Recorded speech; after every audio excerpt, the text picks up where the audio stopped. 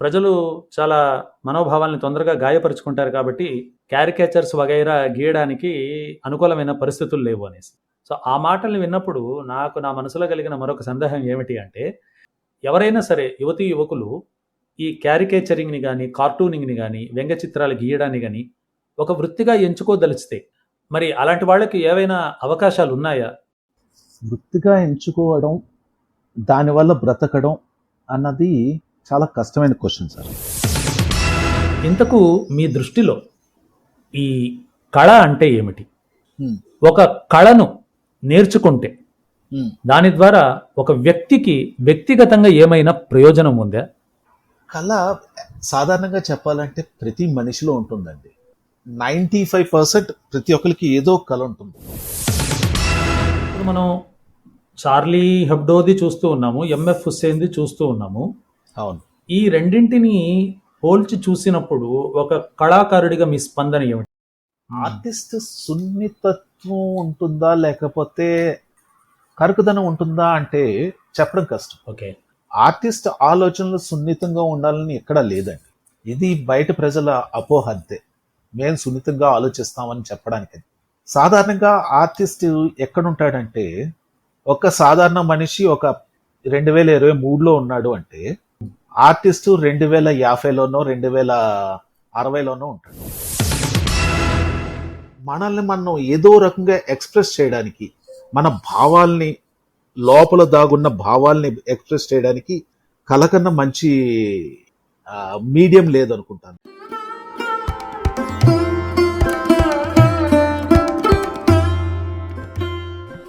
నవ్వుకు తేడా ఉంటుంది, నవ్వే అదృష్టం ఎందరికుంటుంది అన్నారు ఆచార్య ఆత్రేయ. అలానే గీతకు తేడా ఉంటుంది, గీసే అదృష్టం ఎందరికుంటుంది అని అనుకుంటే తప్పులేదు. నలుగురికి నచ్చే విధంగా, మెచ్చే విధంగా గీతను గీయడం కొందరికే సాధ్యం. గీతను నవ్వుకు మాత్రమే కాక మార్పుకు సంకేతంగా వాడుకోవడం చాలా తక్కువ మందికి మాత్రమే తెలిసిన విద్య. సామాజిక ప్రగతి కోసం మాత్రమే కుంచెను కదిలించే ఒకానొక చిత్రకారుడు బద్రి జనగం గారు. మానవుల్లోని కుళ్ళును, మనసుల్లోని మలినాల్ని గీతల్లో చూపిస్తూ వాటిల్ని కడిగేసుకోవడం ఎలా అనే పాఠాల్ని కూడా నేర్పుతున్న భావుకుడు, చిత్రకారుడు, ఇంటీరియర్ డిజైనర్ బద్రి గారితో ఫనీ పాడ్కాస్ట్ చేసిన ఈ ముఖాముఖిని వినండి.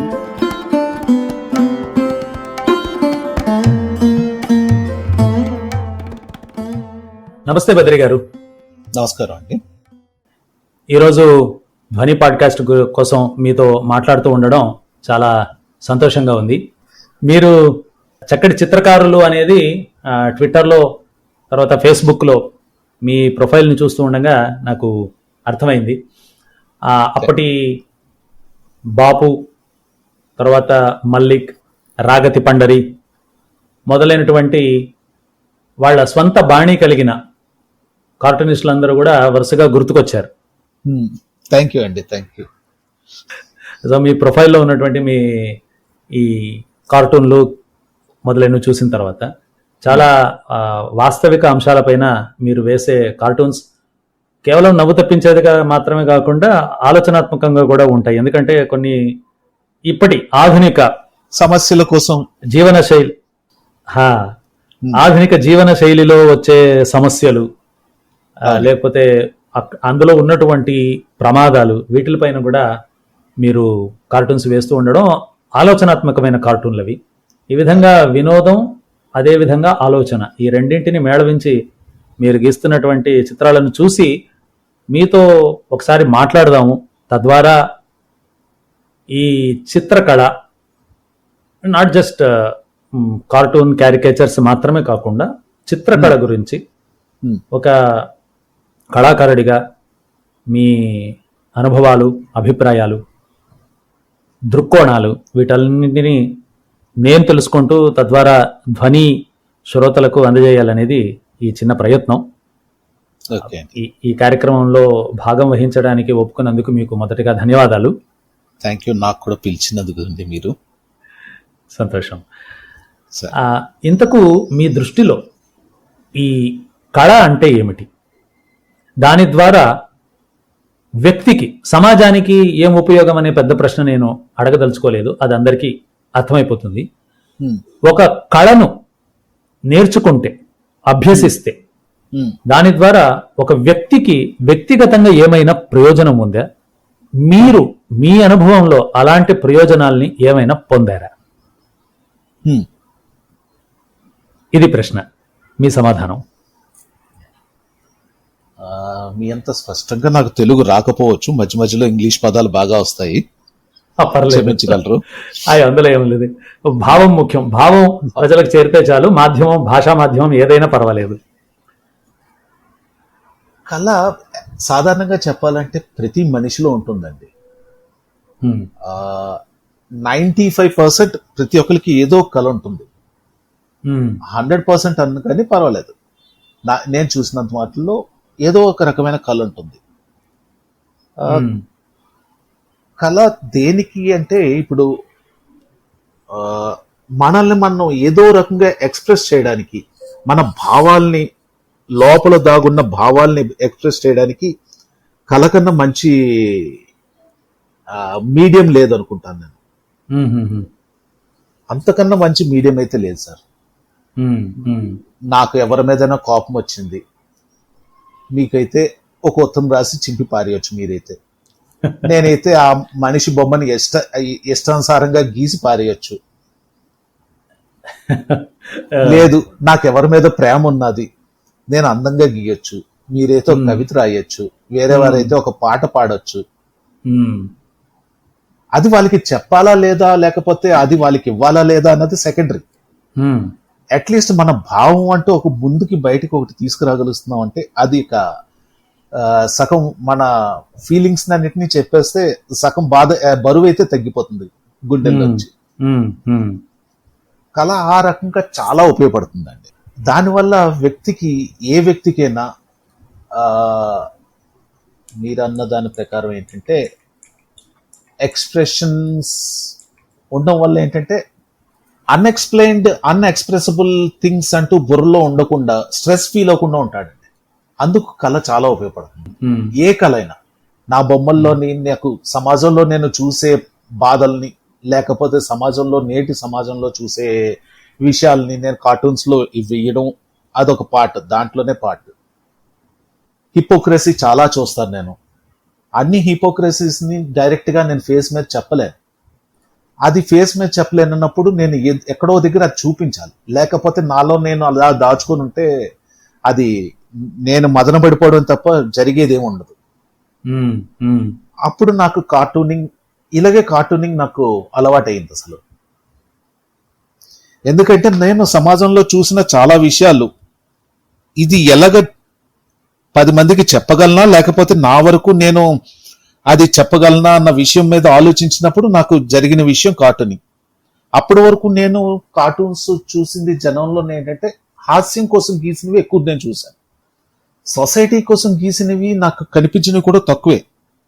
సో అందుకని ఇప్పుడు చాలా విషయాల్లోటి నేను మొన్న ఒక కార్టూన్ గీశాను.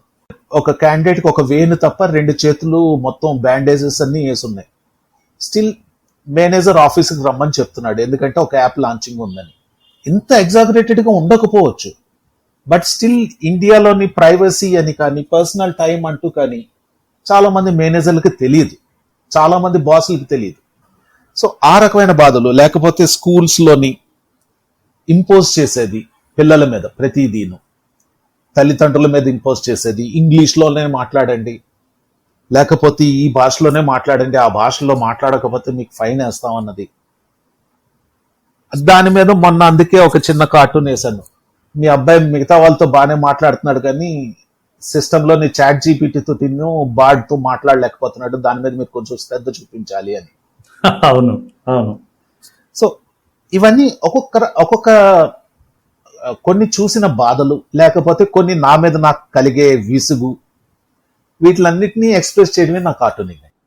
అదే మీ కార్టూన్స్ లో నేను గమనించింది ఏమిటి అంటే, వినోదం కంటే కూడా విశ్లేషణ, అంటే మనం బిహేవియరల్ ట్రాన్సాక్షనల్ అనాలిసిస్ అని అంటాం కదా, బిహేవియరల్ అనాలిసిస్, తర్వాత ట్రాన్సాక్షనల్ అనాలిసిస్ అనేసి సైకాలజీలో కొన్ని విభాగాలు ఉంటాయి కదా. అటువంటిది మీరు ఈ కార్టూన్స్ రూపంలో చెబుతున్నారు. ఉదాహరణకు ఈ మధ్యనే చాలా రీసెంట్గా నిన్న మొన్ననో మీరు ఒకటి ఒక కార్టూన్ వేశారు. ఎక్స్రే తీసి ఉంటుంది, డాక్టర్ ఆ ఎక్స్రే చూస్తూ ఉంటాడు, చూసి చెబుతాడు అనమాట.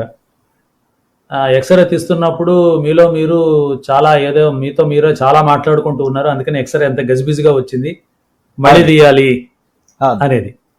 అది ఒక రకంగా చూస్తే నవ్వు తెప్పిస్తుంది ఏమో కొద్ది మందికి, అవును, కానీ దాని వెనకాల ఉన్న ఆ తాత్వికత నన్ను బాగా ఆలోచింపజేసింది ఆ కార్టూన్ వెనకాల. ఆ రకంగానే ట్విట్టర్లోని ఒక అతను చూశాను నేను, స్పెసిఫిక్గా పేరు చెప్పొచ్చు, ప్రాబ్లం లేదు. అతను ప్రతి ఒక్క మందుని, ప్రతి ఒక్క విద్యని కూడాను క్లినికల్ గానే ప్రూవ్ కాలేదు అని అంటాడు. అయితే ఒకసారి అతనికి నేను ఒక క్వశ్చన్ అడిగాను, నాకు ఇంట్లో చిన్న జలుబు చేసింది, నేను దాని క్లినికల్ గా ప్రూవ్డ్ మందు వాడాలా, లేకపోతే నేను ఇంట్లో అమ్మ చెప్పిన కషాయం తాగితే తగ్గిపోతుంది అనుకున్నప్పుడు నేను అది వాడాలా అని. కషాయం వాడితే తగ్గిపోతే నీ ఇష్టం అది, కానీ అదైతే క్లినికలీ ప్రూవ్డ్ కాదంటాడు. ఓకే, ప్రతిదీ నేను క్లినికల్ గా ప్రూవ్ చేసుకుంటే ఇంకా అమ్మమ్మలు వంటింట్లో చేసిన చిట్కాలతో పనే ఉంది. వాళ్ళు ఎన్నో కొన్ని సంవత్సరాల నుంచి చేస్తూనే వచ్చారు కదా ఏదో ఒకటి. కొన్ని వందల సంవత్సరాల నుంచి మన వంటింట్లో చిట్కాలు వస్తూనే ఉన్నాయి కదా. అవి సడన్ గా ఈ రోజు మీరు క్లినికల్ గా ప్రూవ్ చేయలేదని తప్పైపోదు కదా. అందుకని దాని మీద ఒక కార్టూన్ వేశాను. ఒక అతను సూపర్ మార్కెట్ లోకి వెళ్తాడు, అక్కడ బోర్డు ఉంటది, clinically approved food, Unani approved food, homeo approved food and ayurvedic approved food అని. ఏది కొనుక్కోవాలని ఆలోచిస్తుంటాడు అతను. సో ఇలాగ జరిగే సంభాషణలు కానీ, లేకపోతే ఇలా జరిగే విషయాల్ని, సమాజంలో జరిగే ప్రతి చిన్న చిన్న విషయాలు మేబీ అందరికీ అది బాధ కలిగించవచ్చు, కలిగించకపోవచ్చు, కానీ ఆర్టిస్ట్ గా నాకు కొన్ని విషయాలు చాలా బాధ అనిపిస్తాయి. హిపోక్రసీ నాకు చాలా బాధ అనిపిస్తుంది. అసలు ఒక వర్గం ఎప్పుడూ తప్పు అనడం, లేకపోతే మా వర్గంలో తప్పులు లేవు, మీ వర్గంలోనే తప్పులు ఉన్నాయి, మా రాజే గొప్పోడు, మీ రాజు చెత్తవాడు, ఇలాగా ఏదో ఒకటి హిపోక్రసీ నాకు చాలా బాధ కలిగిస్తుంటది. అందుకని హిపోక్రసీ మీద ఎక్కువ నేను ఇది చేయదలుచుకుంటాను, చూపిస్తుంటాను కూడా. అంతే, దానికోసం ఒకసారి ఒక చిన్న కార్టూన్ కూడా గీశాను. క్లూస్ అని ఆ పద వినోదం ఆడుతుంటారు. క్లూస్ చూస్తే రాచరికం అన్నది, క్లూస్ చూస్తే ప్రజాస్వామ్యం అని ఉన్నది, కానీ సమాధానం చూస్తే రాచరికం వస్తుంది, ఏం చేయాలి ఇక్కడ అని అడుగుతాడు. నిజమే, అవును, వాస్తవం అది. మనం చాలా మట్టుగా చూస్తుంటాం అన్నిట్లో. నేను అన్ని పార్టీలు ప్రజాస్వామ్యమే కనిపిస్తుంటది, కానీ తండ్రి తర్వాత కొడుకే వస్తున్నాడు తప్ప వేరే వాడు కనిపించట్లేదు. ఎప్పుడో 1950లోనో 60లోనో అవినీతి బంధుప్రీతి చీకటి బజారు, అలుముకున్న ఈ దేశం ఎటు దిగజారు, కాంచబోయి నేటి దుస్థితి, ఎదిరించబోయే ఈ పరిస్థితి అని శ్రీశ్రీ రాశాడు వెలుగునీడల సినిమాలో అనుకుంటాను. అది ఆనాడు ఏదైతే చెప్పాడో, అవినీతి బంధుప్రీతి చీకటి బజారు, అవి ఇప్పటికీ ఉన్నాయి, ఇంకా పదింతలుగా పెరిగాయి, చాలా పెరిగాయి. సో ఇలాగే సిచ్యువేషన్ కి, లేకపోతే దేనికోసమైనా మన మధ్యన మన రిలేషన్స్ కూడా ఎలా తయారవుతున్నాయి అన్న దాని మీద కూడా, నీ కోసం ట్విట్టర్ కి బాగా తెలుసు, నా కోసం ఫేస్బుక్ కి తెలుసు, మన ఇద్దరి కోసం ఎవరికి తెలుసు అని. ఒక అబ్బాయి కాఫీ షాప్ లో కూర్చొని మాట్లాడుతున్నారు. సో ఈ రకంగా సమాజం అది నాలో ఉన్న చాలా బాధల్ని తగ్గిస్తుంది. చాలా ప్రశ్నల్ని కొన్ని సమాధానం దొరికినా దొరకకపోయినా అట్లీస్ట్ ఆ ప్రశ్న నేను వ్యంగ్యాత్మకంగా చూపించడం వల్ల నాకేంటంటే సమాజంలోని వ్యంగ్యం తెలుస్తుంది. అది అర్థం చేసుకున్న వాళ్ళు అర్థం చేసుకుంటే నాకు ఒక చిన్న ఆనందం. కార్టూనిస్ట్ కి పెద్దగా ఎక్కడా కూడాను, ఇండియాలో అయితే మాత్రం పబ్లిష్డ్ అంటూ ఏమీ లేదు. 100కో 1,00,00,000 ఒకరు ఉంటారు. ఇప్పుడు ఆర్కే లక్ష్మణ్ గారు కార్టూన్లు గీస్తున్నారు, ఆయనకి డబ్బులు వచ్చాయి టైమ్స్ ఆఫ్ ఇండియాలో. అలాగని ఆర్కే లక్ష్మణ్ గారు లాంటి వాళ్ళు లేకపోలేరు, వందల మంది ఉన్నారు. ఇప్పుడు బాపు గారు కార్టూన్లు గీసేవారు, ఆయనకన్నా అందమైన కార్టూన్లు గీసేవాళ్ళు ఇంకా 100 మంది ఉండేవారు. కానీ అందరికీ ఆ ఛాన్స్ దొరుకుతుందా, అందరూ అదే పొజిషన్ లో ఉంటారన్నది చెప్పలేను. అవును. కొంతమందికి ఆ ఛాన్స్ దొరుకుతుంది, ఎవరు ఎప్పుడు ఏ రకంగా ఇది ఛాన్స్ ను వాడుకున్నారా అన్న దాన్ని బట్టి ఉంటుందండి. సో కార్టూన్ అట్లీస్ట్ ఎక్స్ప్రెసింగ్ అండి, మనల్ని మనం ఎక్స్ప్రెస్ చేయడం, బొమ్మలు, అలాగే క్యారికేచర్స్, నేను గీసే క్యారికేచర్స్ కూడా నన్ను నేను ఎక్స్ప్రెస్ చేసుకోవడం. ఎందుకు క్యారికేచర్స్ ఇండియాలో చాలా తక్కువ మంది చేస్తారు, చాలా తక్కువ. ఇండియన్స్ లో అర్థం కానిది ఏంటంటే క్యారికేచర్ ఆర్ట్. ఎందుకు అలాగంటారు? ఒక వ్యక్తిని కొంచెం వ్యంగ్యంగా ఏదైనా చూపించామంటే ఇండియన్స్ చాలా తొందరగా హర్ట్ అవుతారు. అవునా? అంటే అంటే ఇప్పుడు మీరు పాశ్చిమాత్యులను తీసుకుంటే, యూరోపియన్స్ కానివ్వండి, అమెరికన్స్ కానివ్వండి, వీళ్ళు ఒకవేళ ప్రముఖ రాజకీయ నాయకుడిపైనో లేకపోతే ఈ సినిమా నటులపైనో వీళ్ళపైన అక్కడ కనుక క్యారికేచర్స్ గీస్తే వాళ్ళు పెద్దగా పట్టించుకోరు, అలా ముందుకెళ్ళిపోతూ ఉంటారు. కానీ మన దేశంలో గొడవలు చేస్తారు. మన దేశం అనే కాదు సార్, ఆల్మోస్ట్ ఈ మిడిల్ ఈస్ట్ మనం ఒక రకమే చెప్పాలంటే. ఒక ఫ్రెంచ్ బుక్ లోని మొహమ్మద్ మీద క్యారికేచర్ గీస్తే గొడవలు చేయవలసి వచ్చింది వాళ్ళకి. అవును. ఎందుకు చేశారు అంటే మామూలుగా ఇక్కడ మనం ఒక అతన్ని, నాకు ఒకసారి క్యారికేచర్ గీయమని రమణ మహర్షిది పోర్ట్రేట్ గీయమని చెప్పారు. సార్ రమణ మహర్షిని క్యారికేచర్ గీనా అన్నాను. అబ్బాయి ఆయన్ని క్యారికేచర్ గీయడం ఏంటి సార్ అన్నా. ఏమేంటి సార్ తప్పేంటి అన్నాను. ఆయన్ని వ్యంగ్యంగా చూడగలవా అన్నాడు. చూడడంలో తప్పేముంది, నేను ఆయన అవమానపరచట్లేదు కదా వ్యంగ్యంగా చూడడంలోని, ఆయన మొహంలోనే ఉన్న డిఫార్మేషన్స్ నేను ఎక్స్ట్రా చేస్తున్నాను అంతే. ఆయన వ్యక్తిత్వాన్ని నేను అవమానపరచట్లేదు. ప్రతి మనిషి మొహంలోని ఏదో ఒక డిఫార్మేషన్ లేకపోతే ఏదో ఒకటి ఉంటుంది, అందరూ ఒక రకంగా ఉండరు, వాటిని నేను మారుస్తాను అంతే. సో లేదు, మన ఇండియన్స్ కి చాలా మట్టుగా ఇష్టం ఉండదు. ఇంకా రాజకీయ నాయకుల వరకు పర్వాలేదు, కానీ పర్సనల్ లైఫ్ లో అయితే చాలా రేర్. ఒక కపుల్ క్యారికేచర్ వేసి ఇచ్చాను నేను యాక్చువల్ ఫేస్బుక్ లోని, వాళ్ళ మ్యారేజ్ డేకి పెట్టాను అనమాట.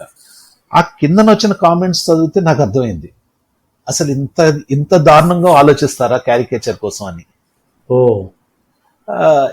ఎవరికి అసలు ఇంట్రెస్ట్ కూడా లేదు.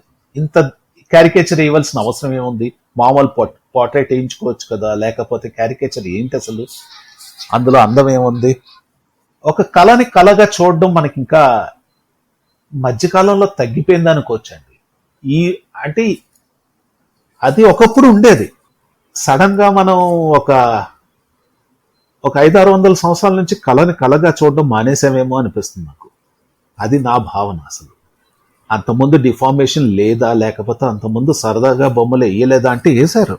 ఈ మధ్య కాలంలో ప్రతిదీ మనం చాలా సెన్సిటివ్ గా ఆలోచించడం మొదలు పెట్టామేమో అనిపిస్తుంది. అదే ఇప్పుడు మీరు ఈ సెన్సిటివిటీ అన్న ప్రసక్తిని మీరు తీసుకొచ్చినప్పుడు, కళలు అది ఏ కళ అయినా కానివ్వండి, సంగీతం, సాహిత్యం, నాటకం, నాట్యం, లేదా మీరు చేస్తున్నటువంటి చిత్రకళ, కళ మనిషిని, మనస్సుని సున్నితంగా చేస్తుంది, చెయ్యాలి కూడా. అంతేగాని బండబారిపోయే విధంగా చేసేది అది సాహిత్యము కాదు, సంగీతము కాదు, ఇక ఏ కళారూపము కాబోదు. మనిషిని తనని తాను తెలుసుకొని సున్నితంగా స్వయం నష్టపరాన్ నాశయతి లాగా కాకుండా, తను నష్టపోయి ఇతరులని నాశనం చేసే విధంగా తయారు కానివ్వకుండా మనిషిని ఆపగలిగేది కళ. అవునండి. మరి అలాంటి కళను చూస్తూ వీళ్ళు మరీ అంత సెన్సిటివ్ గా అయిపోయి దానిని గలాభాల కింద తీసుకురావడం ఎందుకు? మీరు చెప్పిన చార్లీ హెబ్డోకి మనకు ఒక వ్యతిరేక దృష్టాంతం ఉంది, కౌంటర్ నెరేటివ్ ఉంది, కౌంటర్ ఎగ్జాంపుల్ ఉంది మన భారతదేశ చరిత్రలో కూడా. So I'm asking this question from a inquisitive point of view. Like మన దేశంలో ఎంఎఫ్ హుస్సేన్ అనే ఒక చిత్రకారుడు ఉండేవాడు. ఆయన హిందూ దేవీ దేవతల కొన్ని బొమ్మల్ని ఆయన దృక్కోణంతో ఆయన గీశాడు. అవును. అప్పుడు దానిపైన కూడా గొడవలు జరిగాయి. అవును. ఆయన భారతదేశం విడిచిపెట్టి ఇంకేదో వేరే దేశానికి వెళ్ళి మరి దుబాయో జోర్డానో ఎక్కడికో వెళ్ళి ఖతార్. అక్కడే ఉండిపోవాల్సి వచ్చింది అనేసి అని. అవును అవునండి. అంటే ఇప్పుడు మనం చార్లీ హెబ్డోది చూస్తూ ఉన్నాము, ఎంఎఫ్ హుస్సేన్ది చూస్తూ ఉన్నాము. అవును. ఈ రెండింటిని పోల్చి చూసినప్పుడు ఒక కళాకారుడిగా మీ స్పందన ఏమిటి? అంటే ఈ సెన్సిటివిటీస్ అది ఒక పరిమితిలో ఉంటే అందంగా ఉంటాయి. ఆ సెన్సిటివిటీస్ అనేది, ఆ సూక్ష్మత, ఆ తర్వాత ఆ భావనాత్మకమైన ఉద్వేగాలు, ఇవన్నీ ఒక స్థాయి వరకు బాగుంటాయి. స్థాయి దాటితే ఏదైనా కూడా అతి మతి చెడుస్తుంది అనేసి మన పెద్దవాళ్ళ సామెత. ఏదైనా అవును. అతి అయిందంటే అది మతి చెరుస్తుంది. అవునండి. సో అవును. ఆ దృష్టితో ఒక కళాకారుడిగా మీరు చార్లీ హెబ్డో ఉదంతాన్ని, ఎంఎఫ్ హుస్సేన్ ఉదంతాన్ని ఎలాగ మీరు చూస్తారు, ఎలాగ స్పందిస్తారు? చార్లీ హెబ్డో మీరు చూస్తే ఆయన ఏ మతాన్ని వదలలేదు ఆ పుస్తకాల్లో. మీకు మొహమ్మద్ కోసం ఎలా చేశాడు, జీసస్ కోసం కూడా అలాగే చేశాడు. అలాగే వేరే జ్యూస్ కోసం కూడా అలాగే రాశాడు. ఒకళ్ళ కోసమే రాయలేదు. సో ఆయన ప్రతి ఒక్కడిని అలాగే చూపించినప్పుడు తప్పులేదు. ఎంఎఫ్ హుస్సేన్ కూడా వేసింది తప్పు కాదు. యాక్చువల్గా న్యూడిటీ ఈజ్ టూ మచ్.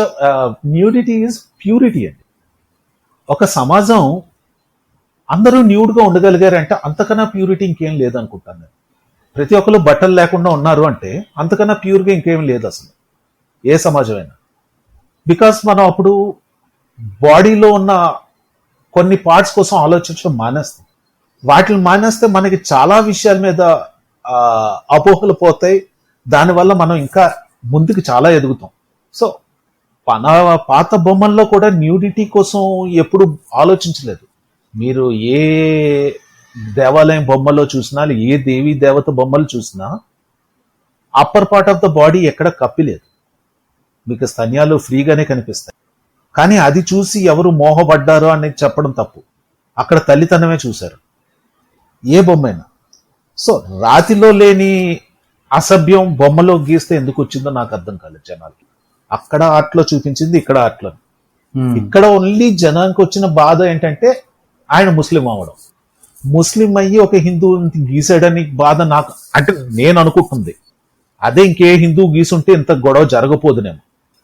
ఇప్పుడు ముస్లిం అయ్యి హిందువుని ఎందుకు గీసేయడం వల్ల బాధ వచ్చింది అంటే, మీరు మిగతా వాటిని ఎందుకు అలా చూపించలేరు అన్నది ఒక ప్రశ్న వస్తుంది. ఇప్పుడు నన్ను ఒక్కడనే నువ్వు చూపించి నేనే తప్పు చేశాను లేకపోతే నేనే ఇలాగున్నానని చూపించి నువ్వు వేరే వైపు చూపించినప్పుడు మొత్తం అంతా కప్పి చూపిస్తే వచ్చేది బాధ. ఇప్పుడు మదర్ తెరీసాని బట్టలు తీసేసి వెయ్యొచ్చు కదా అన్న ప్రశ్న ఉండొచ్చు. అది కరెక్టా కాదా, ఉండొచ్చా లేదా అన్నది సెకండరీ. సో మనకి సాధారణంగా అయితే న్యూడిటీ మీద నాకు తెలిసైతే అసలు ఎప్పుడూ మనకి అభ్యంతరం లేదండి. మన భారతదేశంలో అయితే న్యూడిటీ కోసం ఎప్పుడూ అభ్యంతరం లేదు. నేను ఎక్కడో చదివాను కూడా.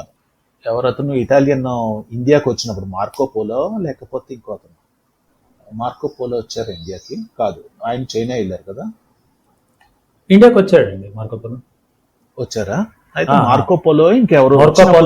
మార్కో పోలో రాణి రుద్రమదేవి కాకతీయ సామ్రాజ్యాన్ని పరిపాలిస్తున్నప్పుడు భారతదేశానికి రావడం జరిగింది. అంతకన్నా ముందు ఇంకెవరు వచ్చారు? అంతకుముందు ఫాహియాన్, హ్యూత్సాంగ్, చైనా యాత్రికులు ఇటు భారతదేశానికి వచ్చారు. చైనా యాత్రికులు, ఇంకో ఇటాలియన్ ఎవరో మరి ఎక్కడో చదివాను నేను. అది చదివినప్పుడు కిందనే ఇప్పుడు మన సౌత్ ఇండియాకి వస్తే ఎవరు అంగవస్త్రాలు పైన వేసుకోలేదంట. అది చూసి ఆయనకి చాలా విచిత్రంగా అనిపించింది. సో మనం ఎప్పుడు న్యూడిటీని తక్కువ చేసి చూసామన్నది కరెక్ట్ కాదు. మనం ఆల్మోస్ట్ సెమీ న్యూడ్గానే ఉండేవాళ్ళం. ఆ ఆలోచనలు కూడా తక్కువే ఉండేదని నేను అనుకుంటున్నాను.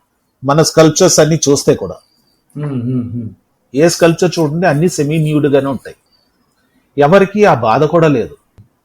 కానీ కొన్నాళ్ళకి నెమ్మదిగా బయట నుంచి జనాలు వచ్చి విచిత్రంగా చూడడం మొదలుపెట్టిన దగ్గర నుంచి కప్పుకోవడం పెట్టామనుకుంటాను. మన సాంప్రదాయం, మన ప్లేస్లు అర్థం కాని వాళ్ళు ఆఫ్రికన్స్ అయితే ఇప్పటికీ కొంతమంది ఇంకా కప్పుకోకుండా హ్యాపీగా ఉంటున్నారు. సో మీరు అడిగిన ప్రశ్నకైతే ఎంఎఫ్ హుసేన్ ముస్లిం అవడం వల్ల అలాగే చేయడం వల్ల గొడవలు జరిగి ఉండొచ్చు.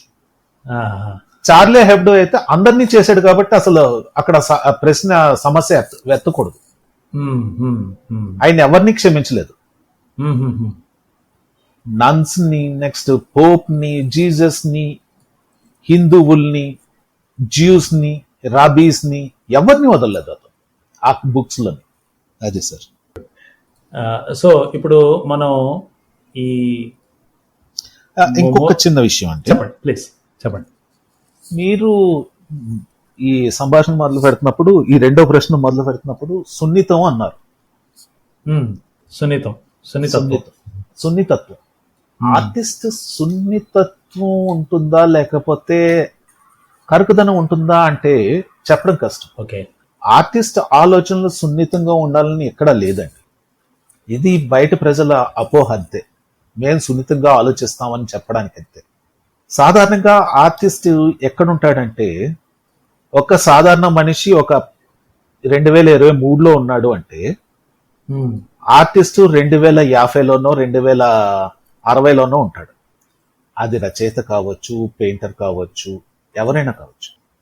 అందుకని అతను చెప్పేవి వీళ్ళకి అర్థం కావు. ఫస్ట్ ఆల్ వాళ్ళు చెప్పేది వీళ్ళకి ఎవరికి అర్థం కాదు. అది అర్థమయ్యే టైంకి ఆ స్టేజ్ దాటేస్తాం. అక్కడ సున్నితత్వం, కరుకుదనం ఏం లేదు. నేను చూసింది ఏంటో అది చెప్పడం వరకు మాకు తెలుసు అంతే. సున్నితంగా ఆలోచించడం, సున్నితంగా ఆలోచిస్తే చాలా విషయాలు చెప్పలేం కూడా. అది నిజమే. వీళ్ళు ఏమనుకుంటారో, వాళ్ళు ఏమనుకుంటారో అనుకుంటాం. అవును. సున్నితంగా అయితే ఆలోచించమండి. సున్నితత్వం ఉండొచ్చు లోపల ఎక్కడో, కానీ ఆలోచన అయితే సున్నితంగా ఉండదు. మేము చెప్పేది కరుగ్గానే ఉంటది. శ్రీశ్రీ గారు కరుగ్గానే చెప్పారు, ఆరుద్ర గారు కరుగ్గానే చెప్పారు, వేటూరి గారు, సిరివెన్నెల గారు కరుగ్గానే చెప్పారు. ఈరోజు సిరివెన్నెల గారు పుట్టినరోజు కాబట్టి ఆయన గుర్తు చేసుకోవాలి. నిగ్గదీసి అడుగు ఈ సిగ్గు లేని అది సమాజాన్ని. సిగ్గులేనా నేను ఎలాగా పాడగలరు ఇప్పుడు సున్నితంగా ఉంటే.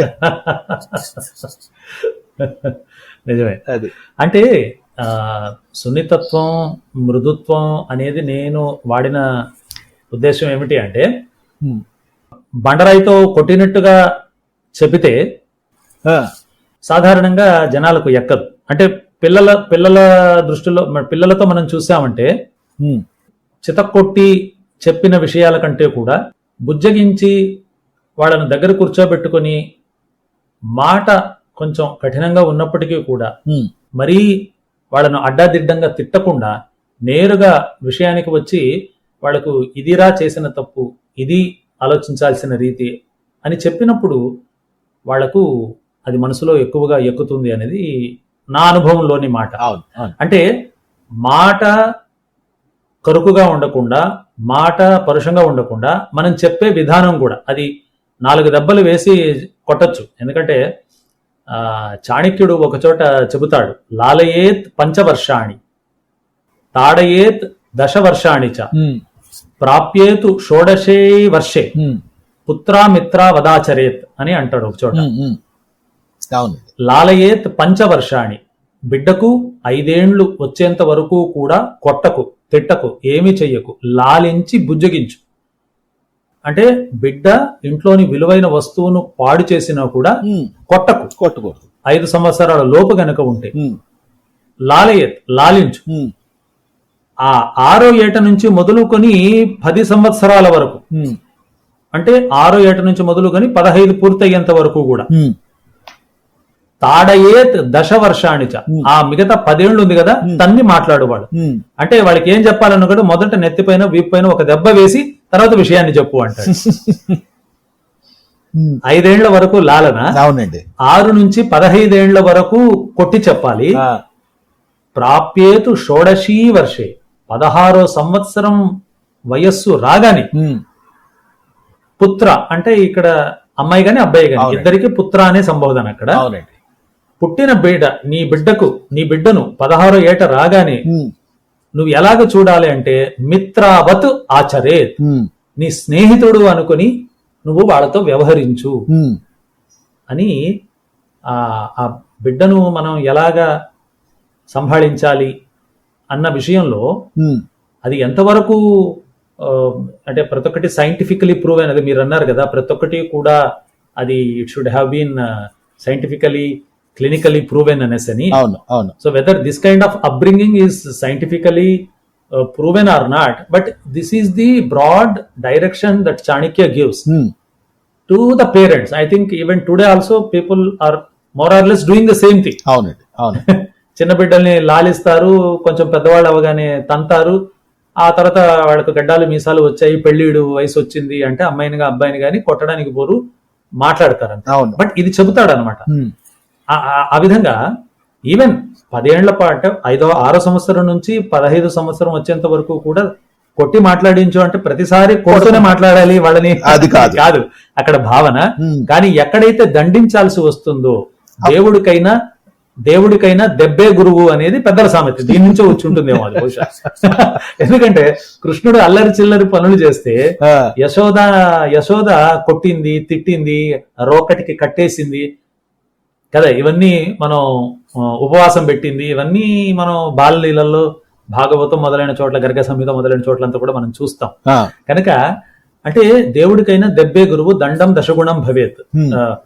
నోటి మాటతో చెప్పలేనటువంటిది ఒక దెబ్బ వేస్తే 10 రెట్లు పనిచేస్తుంది అనేది పెద్దవాళ్ళ, ఇవన్నీ కూడా ఉన్నాయి మనకి. కానీ అన్నింటికి ఒక సమయం అంటూ ఉంది, ఒక సందర్భం అంటూ ఉంది. అవునండి. కనుక నేను మృదుత్వం అది అన్నది ఏ దృష్టికోణంలో అయితే అంటే మనం సమాజానికి చెప్పదలిచిన దాన్ని, ఇప్పుడు మీ కార్టూన్లన్నీ కూడా మీరు చెప్పే విషయం అది అంటే అది చాలా క్లిష్టమైన విషయమైనా మీరు కఠినంగా చెబుతున్నట్టుగా మీరు అనుకున్నా కూడా మీ రాత మీ గీత ఈ రెండు ఉంటాయి కదా. ఉదాహరణకు ఇంకో కార్టూన్ చూసిన గుర్తు ఉదాహరణ తీసుకొని చెబితే బాగుంటుంది అనేసి, ఇద్దరు అబ్బాయిలు కాన్వకేషన్ ముగించుకుని ఆ కాన్వకేషన్ గౌన్ లో ఉంటారు. అవునండి. మీరు గీసిన కార్టూన్. అవునండి అవును. ఇద్దరు బయటకు వస్తూ ఉంటారు, డిగ్రీ సర్టిఫికేట్ చేతిలో పట్టుకుని ఉంటారు, ఒకటి ఇంకొకటి అడుగుతూ ఉంటాడు ఇంతకు ఏం చదువుకున్నారా మనం అని. అవునండి. ఇది వాస్తవ చిత్రాన్ని ప్రతిఫలిస్తోంది. కానీ అక్కడ మీరు వాడిన భాష గాని మీరు రాసిన గీత గాని ఏమీ కూడా కరుకుగా లేవు, సున్నితమైన గీత, సున్నితమైన రాత. అవునండి అవును. కానీ అది చెప్పే విషయం, ఆ తీవ్రత, ఆ లోతు, ఆ కోసుకుపోయే గుణం ఉంది కదా, గుండె లోపల లోతుగా చొచ్చుకుపోయే గుణం, అది చాలా ప్రబలమైంది, అది చాలా గొప్పది. అంటే ఎంత సరళంగా ఉంటే, ఎంత సుందరంగా ఉంటే, దీనినే గొప్ప కవి, మన 20వ శతాబ్దపు గొప్ప కవి ఇస్మాయిల్ గారు కరుణ ముఖ్యం అని ఒక వ్యాసాల సంపుటి ఉంది అయింది. ఆయన అందులో కవిత్వం ఎలాగుండాలి అనే దాని పట్ల ఆయన అభిప్రాయాన్ని చెబుతారు. అలాగే విన్నకోట రవిశంకర్ గారు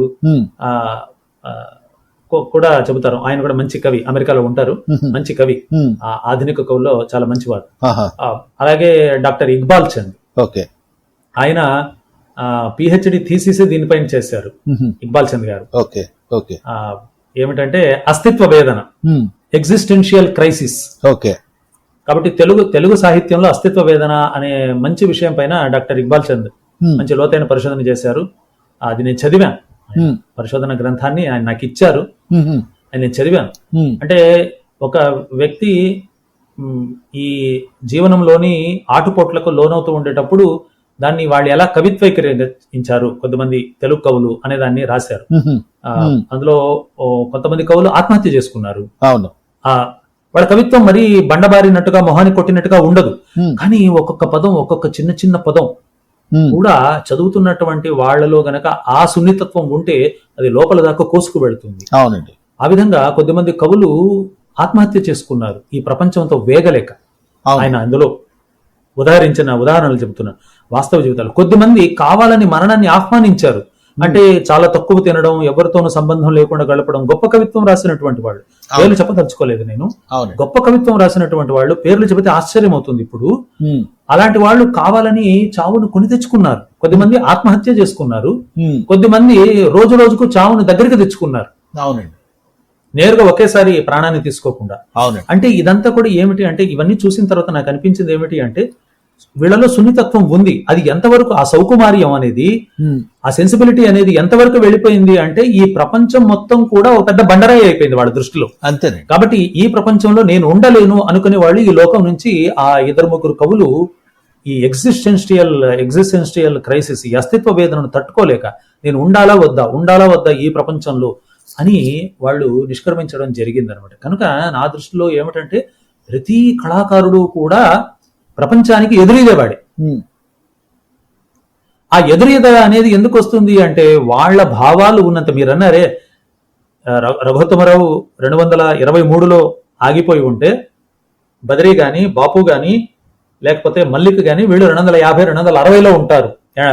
ఈ ఆధునిక కాలపు కవులు గాని, రచయితలు గాని వీళ్ళందరూ కూడా 250, 260లో ఉంటారని. అవునండి. అంతే, అంటే అంత సూక్ష్మ సంవేదన, అంతటి ఇంట్రికేట్ సెన్సిబిలిటీస్ ఏం చేస్తాయంటే they will render the person to unable to cope up with the harsh realities of the existing world అనేది నాకు అర్థమైంది. సో ఆ దృష్టితో నేను సున్నితత్వం సౌకుమార్యం అని వాడాను. కానీ మీరు చెప్పింది నిజం.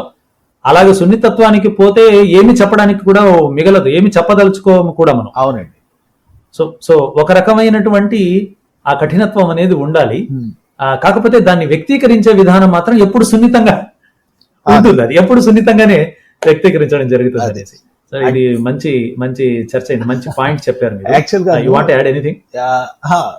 ఈ 23-50 కోసం చెప్పడం కారణం ఏంటంటే, నేను 10th క్లాస్లోని ఆర్ట్స్, మాకు స్కూల్లోని 10th క్లాస్లో ఉన్నప్పుడు ఒక డ్రాయింగ్ కాంపిటీషన్ పెట్టారు. ఇప్పుడు సబ్జెక్టు ఏది గుర్తులేదు నాకు, మేబీ సోషల్ కాజ్ కోసం ఏదో పెట్టారు. సో నేను బొమ్మ వేసేసాను. బొమ్మ వేస్తే ఫస్ట్ నేను మా చిన్నాన్న గారి వాటర్ కలర్స్ వాడినందుకు ఆయన తిట్టాడు. తర్వాత స్కూల్కి తీసుకొస్తే టీచర్ దగ్గర నుంచి ప్రతి ఒక్కరు తిట్టారు. అయ్యో, నీకు ఎవడరా బొమ్మ వేయమనండి, చేత కాకపోతే ఊరుకోవచ్చు కదా. సరే, అక్కడి నుంచి తీసుకెళ్ళి నేను, అది ఆర్ట్ కాంపిటీషన్ జరుగుతుంది ఆర్ట్ స్కూల్లో, వాళ్ళకి ఇచ్చాను.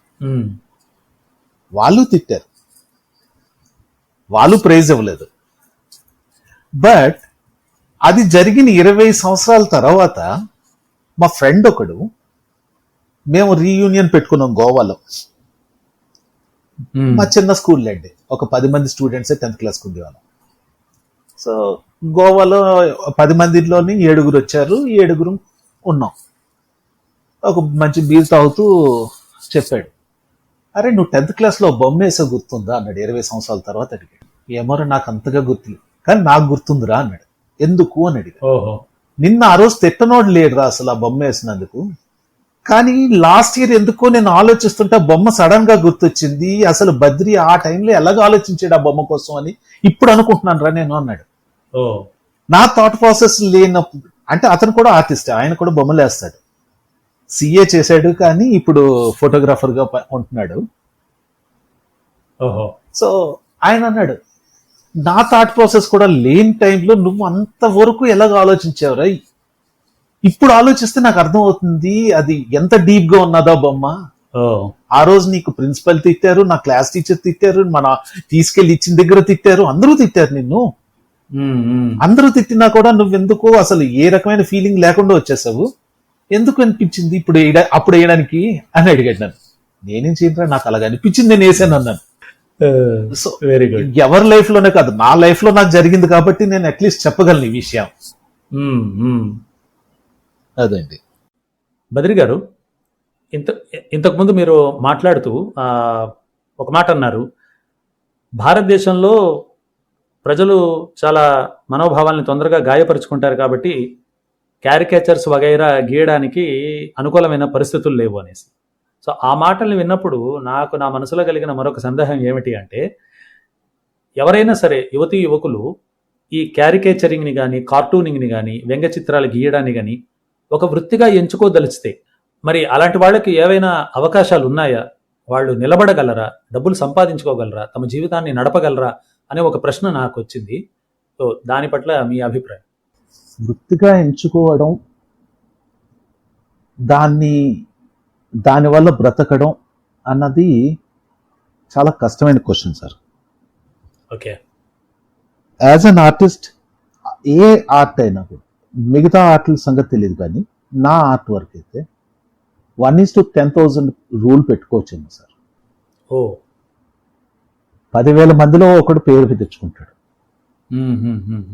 వాడికే అన్ని డబ్బులు వస్తాయి, మిగతా 10,000 మందికి దాంట్లో మిగిల్చిన ఎంగిలి మెతుకులు వస్తాయి. ఇది ఆర్ట్ ఫీల్డ్లో ఉన్నది. ఒక గొప్ప ఆర్టిస్ట్, నేను కార్టూనింగ్ క్యారికేచర్ పక్కన పెడదాం, తర్వాత మాట్లాడదాం. ఒక గొప్ప ఆర్టిస్ట్ పేరు వచ్చిన అతను ఏ రకం గీత గీసినా కూడా జనం అది కొనడానికి ఎగబడతారు. చెప్పాలి అంటే యూరోప్ ఒకప్పుడు ఏ స్టేజ్లో ఉందో ఇండియా ఇప్పుడు ఈ స్టేజ్లో ఉండుండొచ్చు. వ్యాంగో తన బతికున్నంత కాలంలో ఒకే ఒక పెయింటింగ్ అమ్మగలిగాడు, అది కూడా వాళ్ళ తమ్ముడే అమ్మాడు. మిగతావన్నీ ఆయన చనిపోయిన తర్వాత ఆయన గొప్పోడు గొప్పోడు గొప్పోడు అని చెప్పి అమ్మారు తప్ప ఇంకేం లేదు. అలాగే పాల్ గాగిన్ అని ఇంకొక ఆర్టిస్ట్ ఉన్నాడు, ఫ్రెంచ్ అతనే. ఆయన స్టాక్ మార్కెటింగ్, స్టాక్ బ్రోకింగ్ చేసేవాడు, బాగా డబ్బు ఉన్నాడు. ఆర్టిస్ట్ అయిన తర్వాత చితికి పేదోడైపోయాడు, ఎందుకంటే పెయింటింగ్లు అమ్మలేకపోయాడు. ఆయన చనిపోయిన తర్వాత ఆయన గొప్ప ఆర్టిస్ట్ అని అందరూ కీర్తారు. సో టర్నర్ డబ్బులు సంపాదించగలిగాడు యూరోప్లో. అదే టైంలో కానిస్టేబుల్ ఉండేవాడు, కానిస్టేబుల్ అసలు డబ్బులు సంపాదించలేకపోయాడు. సో అంటే ఇవి చెప్తుంది నేను ఒకరు ఇద్దరు ఫేమస్ పెయింటర్స్. మన ఇండియాలో రాజా రవివర్మ గారు, ఆయన రాజు కాబట్టి, ఆయన దగ్గర డబ్బులు ఉన్నాయి కాబట్టి, ఆయన చేసిన కొన్ని బాగున్నాయి కాబట్టి చెల్లింది. ఆయన ఆడవాళ్ళని బాగా వేశారు, యూరోపియన్ రొమాంటిసిజం తీసుకొని ఇక్కడ మనకి చూపించారు. అంతవరకు మనం లైన్ డ్రాయింగ్ లోనే ఉండేవాళ్ళం, రియలిజం అంటే ఏంటో చూపించారు మనకి పెయింటింగ్స్ లోని. క్యాలెండర్ ఆర్ట్ ని ఆయన బాగా డెవలప్ చేశారు యాక్చువల్గా. ఆ తర్వాత క్యాలెండర్ ఆర్ట్ చాలా డెవలప్ అయింది. ఇప్పుడు మనం చూస్తున్న దేవీ దేవతలను అందరూ ఆయన ప్రెస్ నుంచి ప్రింట్ అయినవి చాలా ఎక్కువ ఉంటాయి. అంటే ఇప్పుడు కొంచెం తగ్గింది, కానీ మీకు యాక్చువల్లీ 70s లో 40s లో 50s లో చూస్తే ప్రతి ఒక్కరి ఇంట్లో ఆయన గీసిన బొమ్మ ఉండడం కంపల్సరీ. లక్ష్మీదేవి కానీ, సరస్వతి కానీ, మీకు గుర్తుండే ఉంటుంది ఆ బొమ్మలు. అవునవును. ఇవన్నీ మేబీ ఆయన ఆర్టిస్టిక్ లిబర్టీ తీసుకొని పుస్తకాలు చదివిన తక్కువ, చదవకుండా బొమ్మలు గీసి ఉండొచ్చు చాలా మట్టుగా. I'm rude about it. నేను అందు చెప్పడంలో తప్పు లేదు నాకు. ఆయన గొప్ప ఆర్టిస్టే అవ్వచ్చు, కానీ చాలా విషయాలు ఆయన కరెక్ట్ కాదు. ఒక క్రూరుడు లేకపోతే రావణాసురుడు చూపించినప్పుడు డార్క్ స్కిన్ లో చూపించడం, అది చాలా మంది మనసుల్లోనే అపోహ కలిగించింది కూడా. అంటే డార్క్ స్కిన్ ఆ తర్వాత నుంచి ప్రతిసారి కూడా మనకి విలన్ అంటే dark skin day. Okay okay, అది కరెక్ట్ కాదు. రావణాసుడు టు బి స్పోకెన్ చాలా ఫేర్ స్కిన్, అవును, చాలా అందగాడు. ఇంకా రాముడే డార్క్ స్కిన్, నీలమేఘశ్యామ. సో కొన్ని బొమ్మలు ఆయన చేసినవి సొసైటీ మీద రాంగ్ ఇంపాక్ట్ కూడా వచ్చాయి, అంత పెద్ద పేరున్న ఆర్టిస్ట్. కానీ ఇక్కడ మనం వృత్తిపరంగా అది ఆఫ్ ద ట్రాక్ వెళ్ళిపోయాను నేను. కానీ వృత్తిపరంగా ఆలోచిస్తే 1:10,000 తీసుకోవచ్చండి. ఒకళ్ళకి పేరు వస్తుంది. ఇప్పుడు ఎంఎఫ్ హుస్సేన్కి పేరు వచ్చిందంటే ఎంఎఫ్ హుస్సేన్ లాగా బొమ్మ లాగా కాకపోయినా వేరే రకంగా బొమ్మలు వేసేవాళ్ళు 100 మంది ఉంటారు, అందరికీ పేరు వస్తుందని లేదు. అది ఒకటి. క్యారికేచర్ అండ్ కార్టూనింగ్, యాక్చువల్లీ కార్టూనింగ్ అంటే నేను తెలుగులో కార్టూన్ వేస్తే ఎక్కడ పబ్లిష్ చేయాలన్నా కూడా ఏ ఒక్క పబ్లిషర్ కూడా డబ్బులు రూపాయి కూడా ఇవ్వరు. మేబీ స్వాతి ఒకటి ఇస్తుందని విన్నాను నేను, కానీ నేను ఎప్పుడు ట్రై చేయలేదు, పంపించలేదు. అందుకని నేను ఇండిపెండెంట్ గా నాకు నచ్చిన చోట్ల నేను ఇన్స్టాగ్రామ్ లోని, ట్విట్టర్లోని పబ్లిష్ చేస్తుంటాను. ఇంకోటి ఏంటంటే నా బొమ్మల వరకు అయితే చాలా మందికి అర్థం కావు, నా కార్టూన్స్ ఎవరికి చాలా మందికి అర్థం కాదు. మన Telugu cartoonist still stuck in మొగుడు పిల్లల ఫైట్లు, లేకపోతే భార్య భర్తను కొడితే వచ్చే నవ్వు కామెడీ, అక్కడే ఉన్నారు. ఇంకా బాడీ షామింగ్, లావు సన్నం, దీనికోసం ఇంకా ఉన్నారు మన తెలుగు కార్టూనిస్టులు 100కి 80 మంది. ఒక్కరిద్దరు ఉన్నారు, చాలా బాగుంటాయి వాళ్ళ కార్టూన్స్, నేను ఫేస్బుక్ లో చూస్తాను. అదర్ దెన్ దట్ చాలా మంది బాడీ షామింగ్ కానీ, లేకపోతే భార్య ఎప్పుడు భర్తను కొట్టడమే కానీ ఉంటది, అదే కామెడీ అంటారు. నేను వాళ్ళకి కొన్నిసార్లు ప్రశ్నలు వేద్దాం అనుకుంటాను, కానీ మారు వీళ్ళు అనుకుంటాను. భార్య భర్తను కొడితే మీకు నవ్వు ఎందుకు వస్తుందో ఫస్ట్ అర్థం కావట్లేదు. భార్య చేతిలో తన్నులు తిన్న భర్తలు ఎంత బాధపడుతున్నారో మీకు ఎప్పుడైనా అనుకున్నారా, తెలిసిందా, చూసారా అని అడుగుదాం అనిపిస్తుంది. నేను నా కార్టూన్లో ఎప్పుడు ఎవరిని కొట్టడం కానీ లేకపోతే కించపరచడం కానీ ఉండదు. నన్ను నేను ప్రశ్నించుకోవడం, లేకపోతే సమాజాన్ని చేస్తున్న హిపోక్రసీని ప్రశ్నించడం ఉంటుందో తప్ప ఎవరిని పర్సనల్ గా దూషించిందని. అవును అవును చూశాను, గమనించాను నేను. సో ఈ రకం కార్టూన్స్ మన తెలుగు వాళ్ళకి అసలు అర్థం కాదు. ఇంకెవరికి అర్థం అవుతుందా అంటే మరి నేను వేసేది ఇంగ్లీషు తెలుగే కాబట్టి మరి నేను చెప్పలేను కూడా. మేబీ మరాఠీ వాళ్ళు కొంచెం దీనికన్నా కొంచెం పైకి ఉన్నారేమో, బికాజ్ వాళ్ళ ప్లేస్ అప్పుడప్పుడు చూసినప్పుడు అనిపిస్తుంటుంది. కళకి ప్రోత్సాహం చాలా మట్టుకు తగ్గిపోయింది.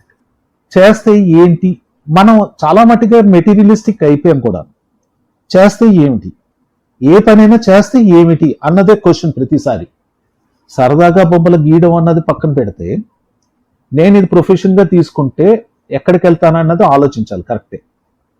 ఈవెన్ సరదాగా బొమ్మ గీస్తే కూడా నేను ఇది చేస్తే ఏంటి అన్నది ఆలోచన ఎక్కువైపోయింది.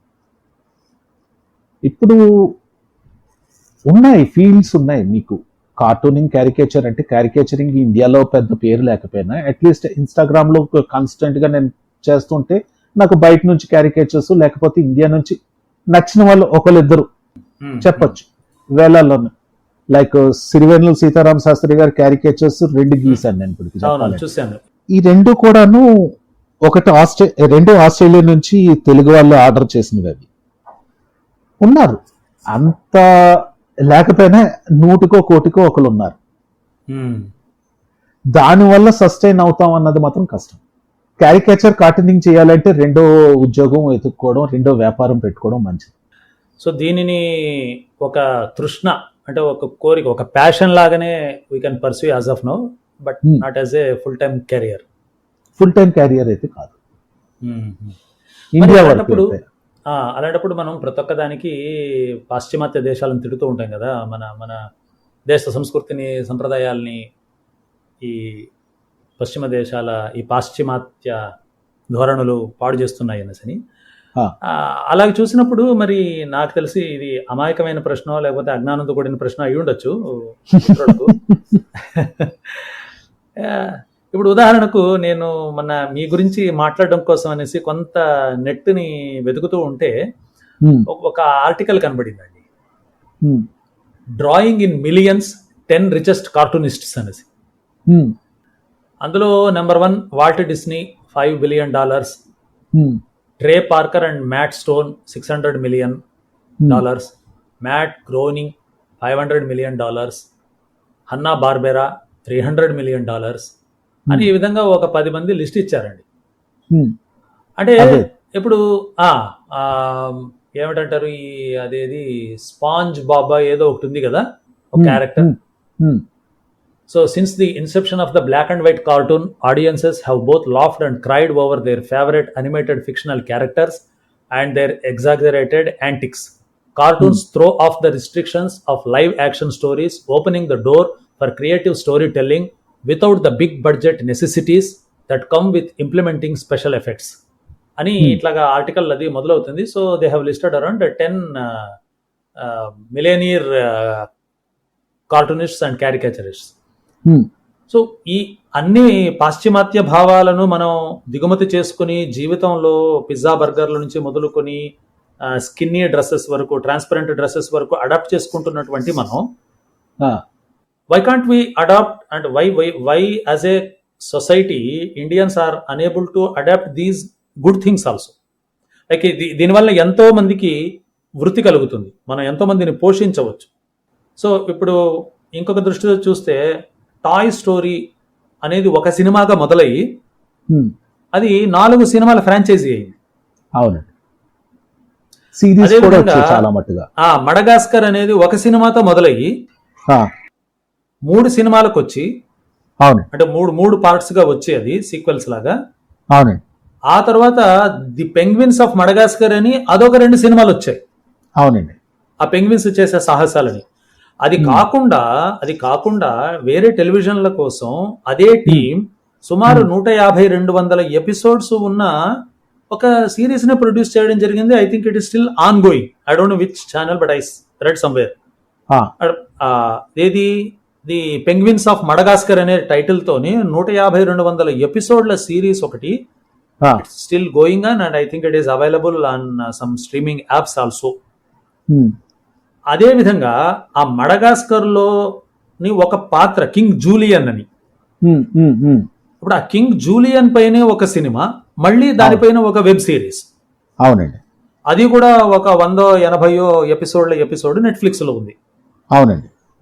అంటే ఒక్క చిన్న సినిమా అండి, మడగాస్కర్ అనే ఒక సినిమా కోసం తయారు చేసినటువంటి పాత్రలలో కొన్ని తమంతకు తాముగా బ్రతికేస్తూ, అవి దానికి సంబంధించిన అనేక మంది కళాకారులు, అంటే గాత్రధారులు కావచ్చు, గీతకారులు కావచ్చు, గీతలు గీసే కార్టూనిస్టులు కావచ్చు, యానిమేటర్స్ కావచ్చు, దానికోసం పనిచేసేటటువంటి విజువల్ ఎఫెక్ట్స్ వాళ్ళు కావచ్చు, సంగీతం,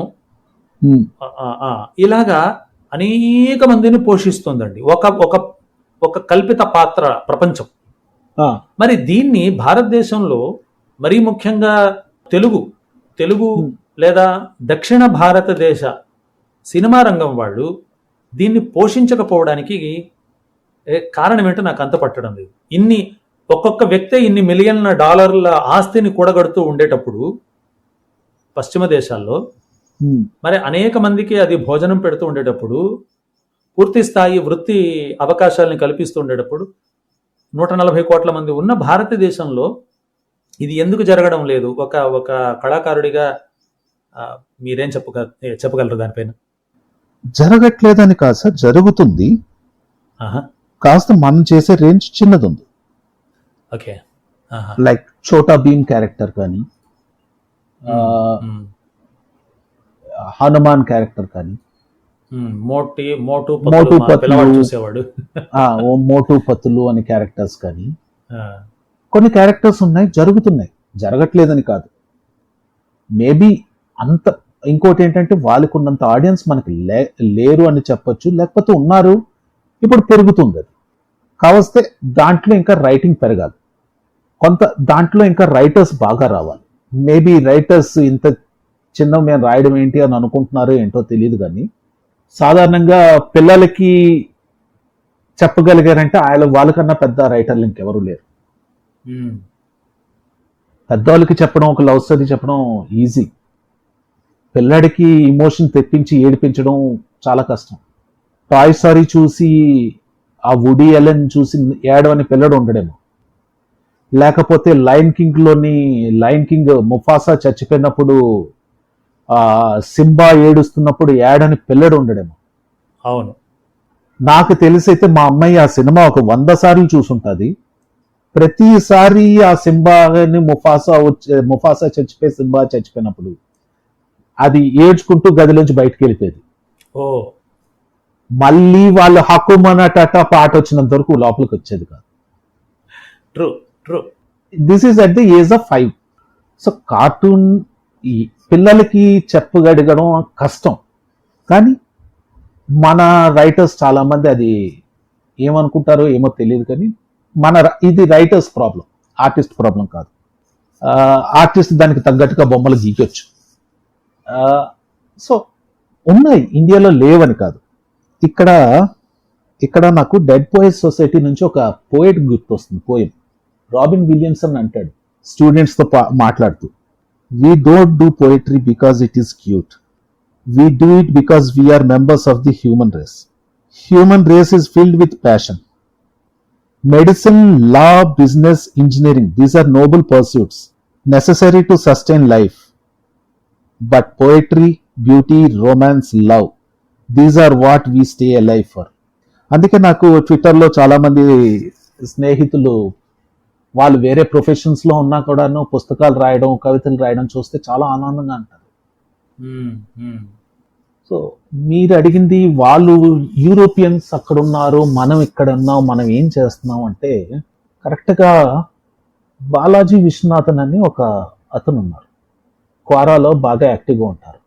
అంటే హీఈస్ అన్ ఐఐటి గ్రాడ్యుయేటెడ్ సైంటిస్ట్, సంథింగ్ ఏదో ఇండియాలోని ఒక కంపెనీ పెట్టారు, మళ్ళీ ఇప్పుడు వెనక్కి వెళ్ళిపోయినట్టు ఉన్నారు, యుఎస్ ఏదో సంథింగ్. ఓకే, ఆయన ఒక కాలంలో ఎక్కడో రాసింది నేను చదివాను. ఇక్కడ మనం ఆర్ట్ కోసం కానీ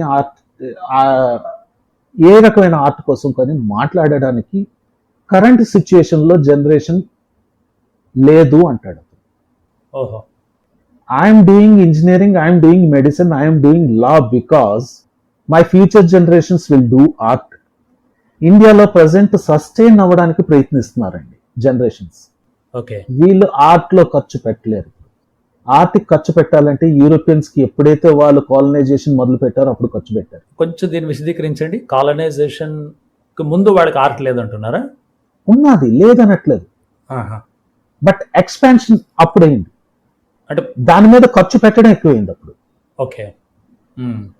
ఇండియాలో ఆర్ట్ లేక కాదు, ఎన్ని గుళ్ళు ఉన్నాయి చూడండి, ఎంత మహారాజుల పోషణ చాలా గొప్పగా ఉండింది కదండి కళాకారులకు, సాహిత్యకారులకు. అదే ఇప్పుడు లేక కాదు, అప్పుడు అబెండెంట్ గా ఉన్నది మన దగ్గర డబ్బు. అవును, రాజుల దగ్గర డబ్బు ఉన్నది కాబట్టి ఖర్చు పెట్టారు. ఇప్పుడు మన రాజుల దగ్గర డబ్బులు ఉన్నాయా లేదా అంటే ఉన్నది, కానీ ఖర్చు పెట్టాల్సిన విషయాలు వేరే ఉన్నాయి. ప్రతి 70 సంవత్సరాల నుంచి ఇంకా మనం పేదల కోసమే మాట్లాడుతున్నాం. వాళ్ళకి ఇంకా హాస్పిటల్లో ప్యాసింజర్ ట్రైన్ టికెట్స్ కోసమే మాట్లాడుతున్నాం. కానీ వాళ్ళు ఇంకా ప్యాసింజర్ ట్రైన్లోనే ఎందుకు వెళ్ళాలని ఎవరు ప్రశ్నించట్లేదు. నా ప్రశ్న అది. ఆర్టిస్ట్ ఎవరైనా ఆర్ట్ మీద డబ్బులు పెట్టాలంటే వాళ్ళ దగ్గర ఎక్స్ట్రా మనీ ఉండాలి. ఉన్న డబ్బుల్లో అయితే ఎవరు ఆర్ట్కి డబ్బులు ఖర్చు పెట్టరు సార్, ఇష్టం ఉన్నా కూడా. నేను తప్పు పట్టట్లేదు, అందుకే నేను మన ఇండియన్స్ని తప్పు పట్టట్లేదు. వీళ్ళ దగ్గర ఖర్చు పెట్టగా మిగిలిన దాచుకోగా మిగిలిన డబ్బులు ఉంటేనే అప్పుడు ఖర్చు పెడతారు సార్.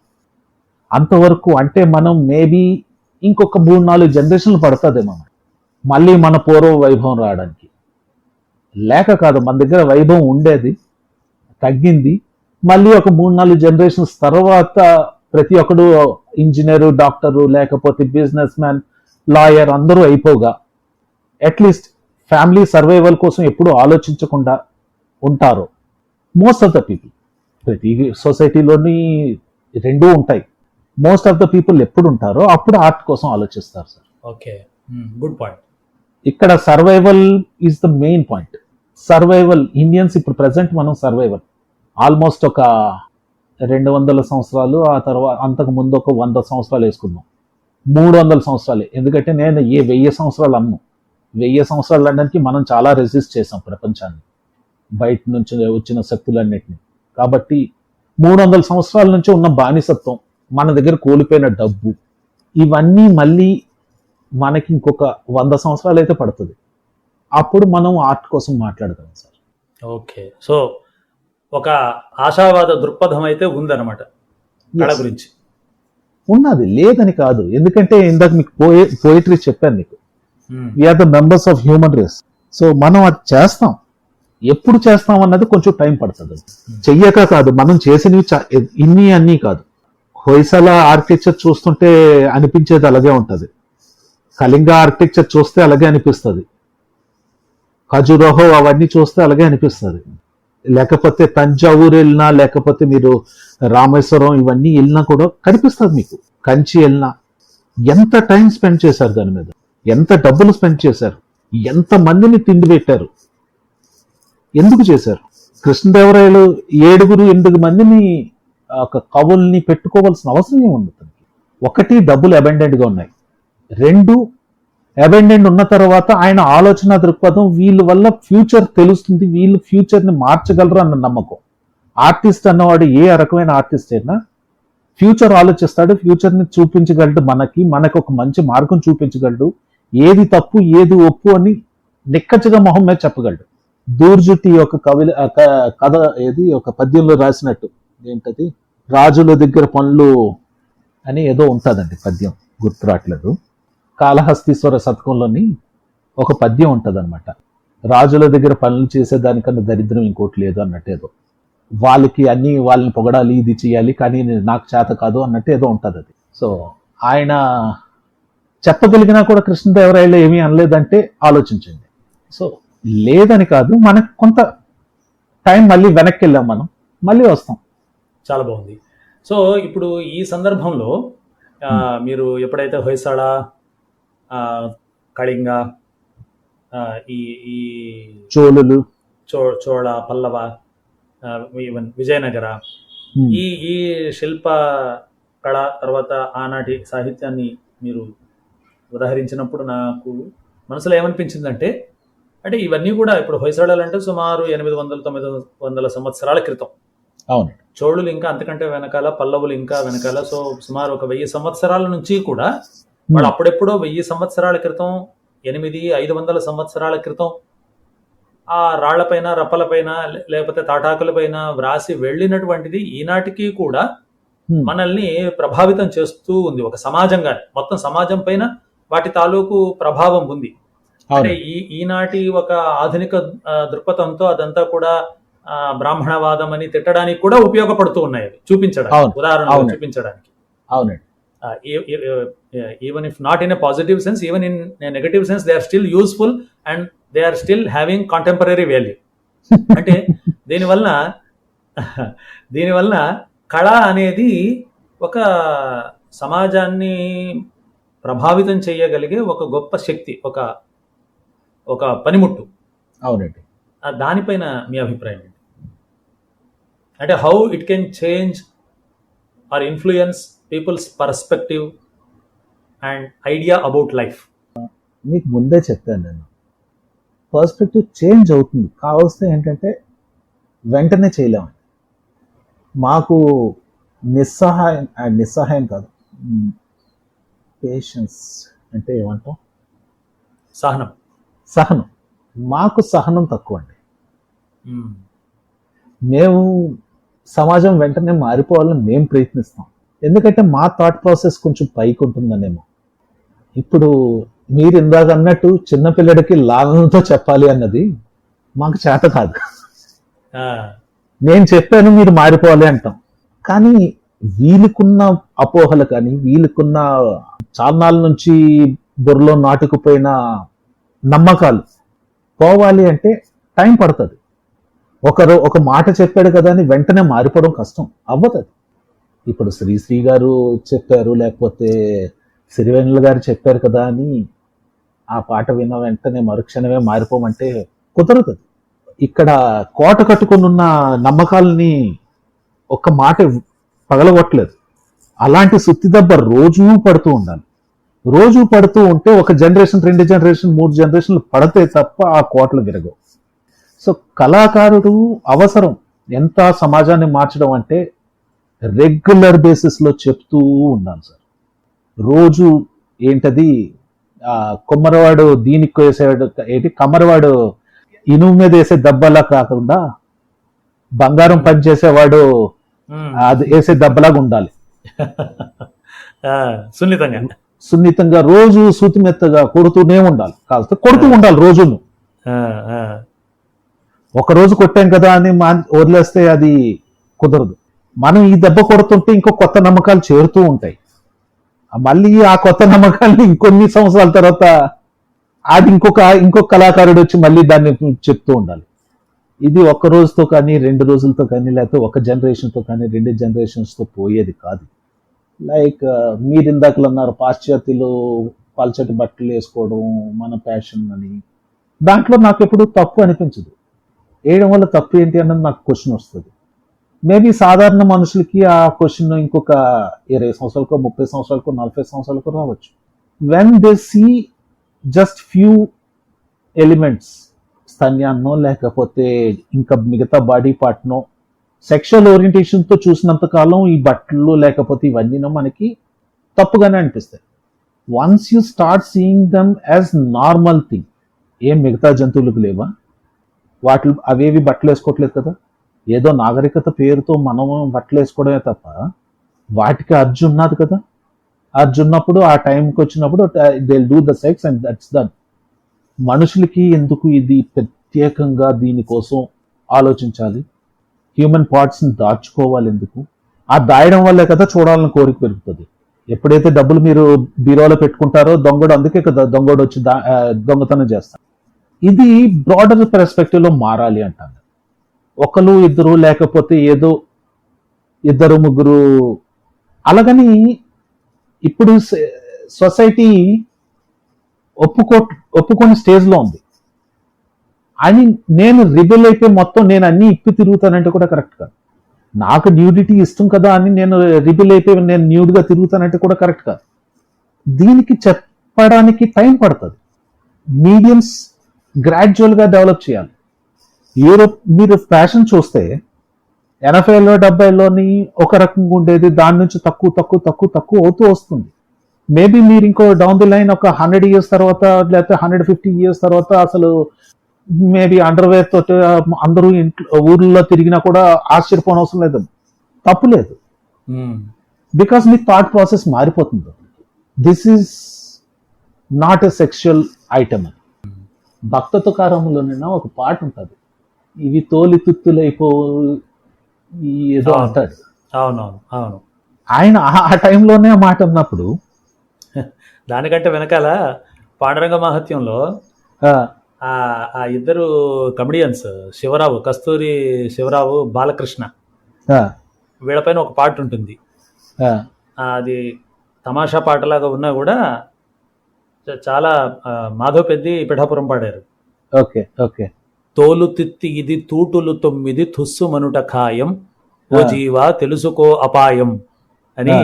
ఇది తోలు తిత్తి ఈ దేహం, దీనికి 9 బొక్కలున్నాయి, ఎక్కడి నుంచైనా గాలి వెళ్ళిపోవచ్చు, కాబట్టి తుస్సు మనుట ఖాయం ఖాయం ఓ జీవా తెలుసుకో అపాయం అని ఆ పాట అప్పుడే కామెడీ యాక్టర్స్ ఎంత పాడించారు. అంటే ఇది టోటల్ బాడీ కోసం చెప్తున్నారు. భక్త తుకారంలోనే దేంట్లోనే మరి ఓన్లీ ఒక ఆవిడ ఈయన్ని టెంప్ట్ చేయడానికి ఏదో ట్రై చేస్తుంది. అవునవును. అప్పుడు అంటాడు, ఇప్పుడు బాగున్నావు కదా అని నువ్వు పడుతున్నావు, కొంత వయసు అయిపోయిన తర్వాత అవే జారిపోతాయి, జారిపోయినప్పుడు దానికోసం ఏమీ లేదు అన్నది. అవును, అదే కొంచెం సారాంశం అటువంటిదే. సో మనకి ఎప్పుడైతే వాటి కోసం ఒక అవగాహన పెరుగుతుందో గ్రాడ్యువల్ గా, ఇది సొసైటీలో పెరగాలి, మారాలి అంటే ఈ రోజు జరగదు సార్.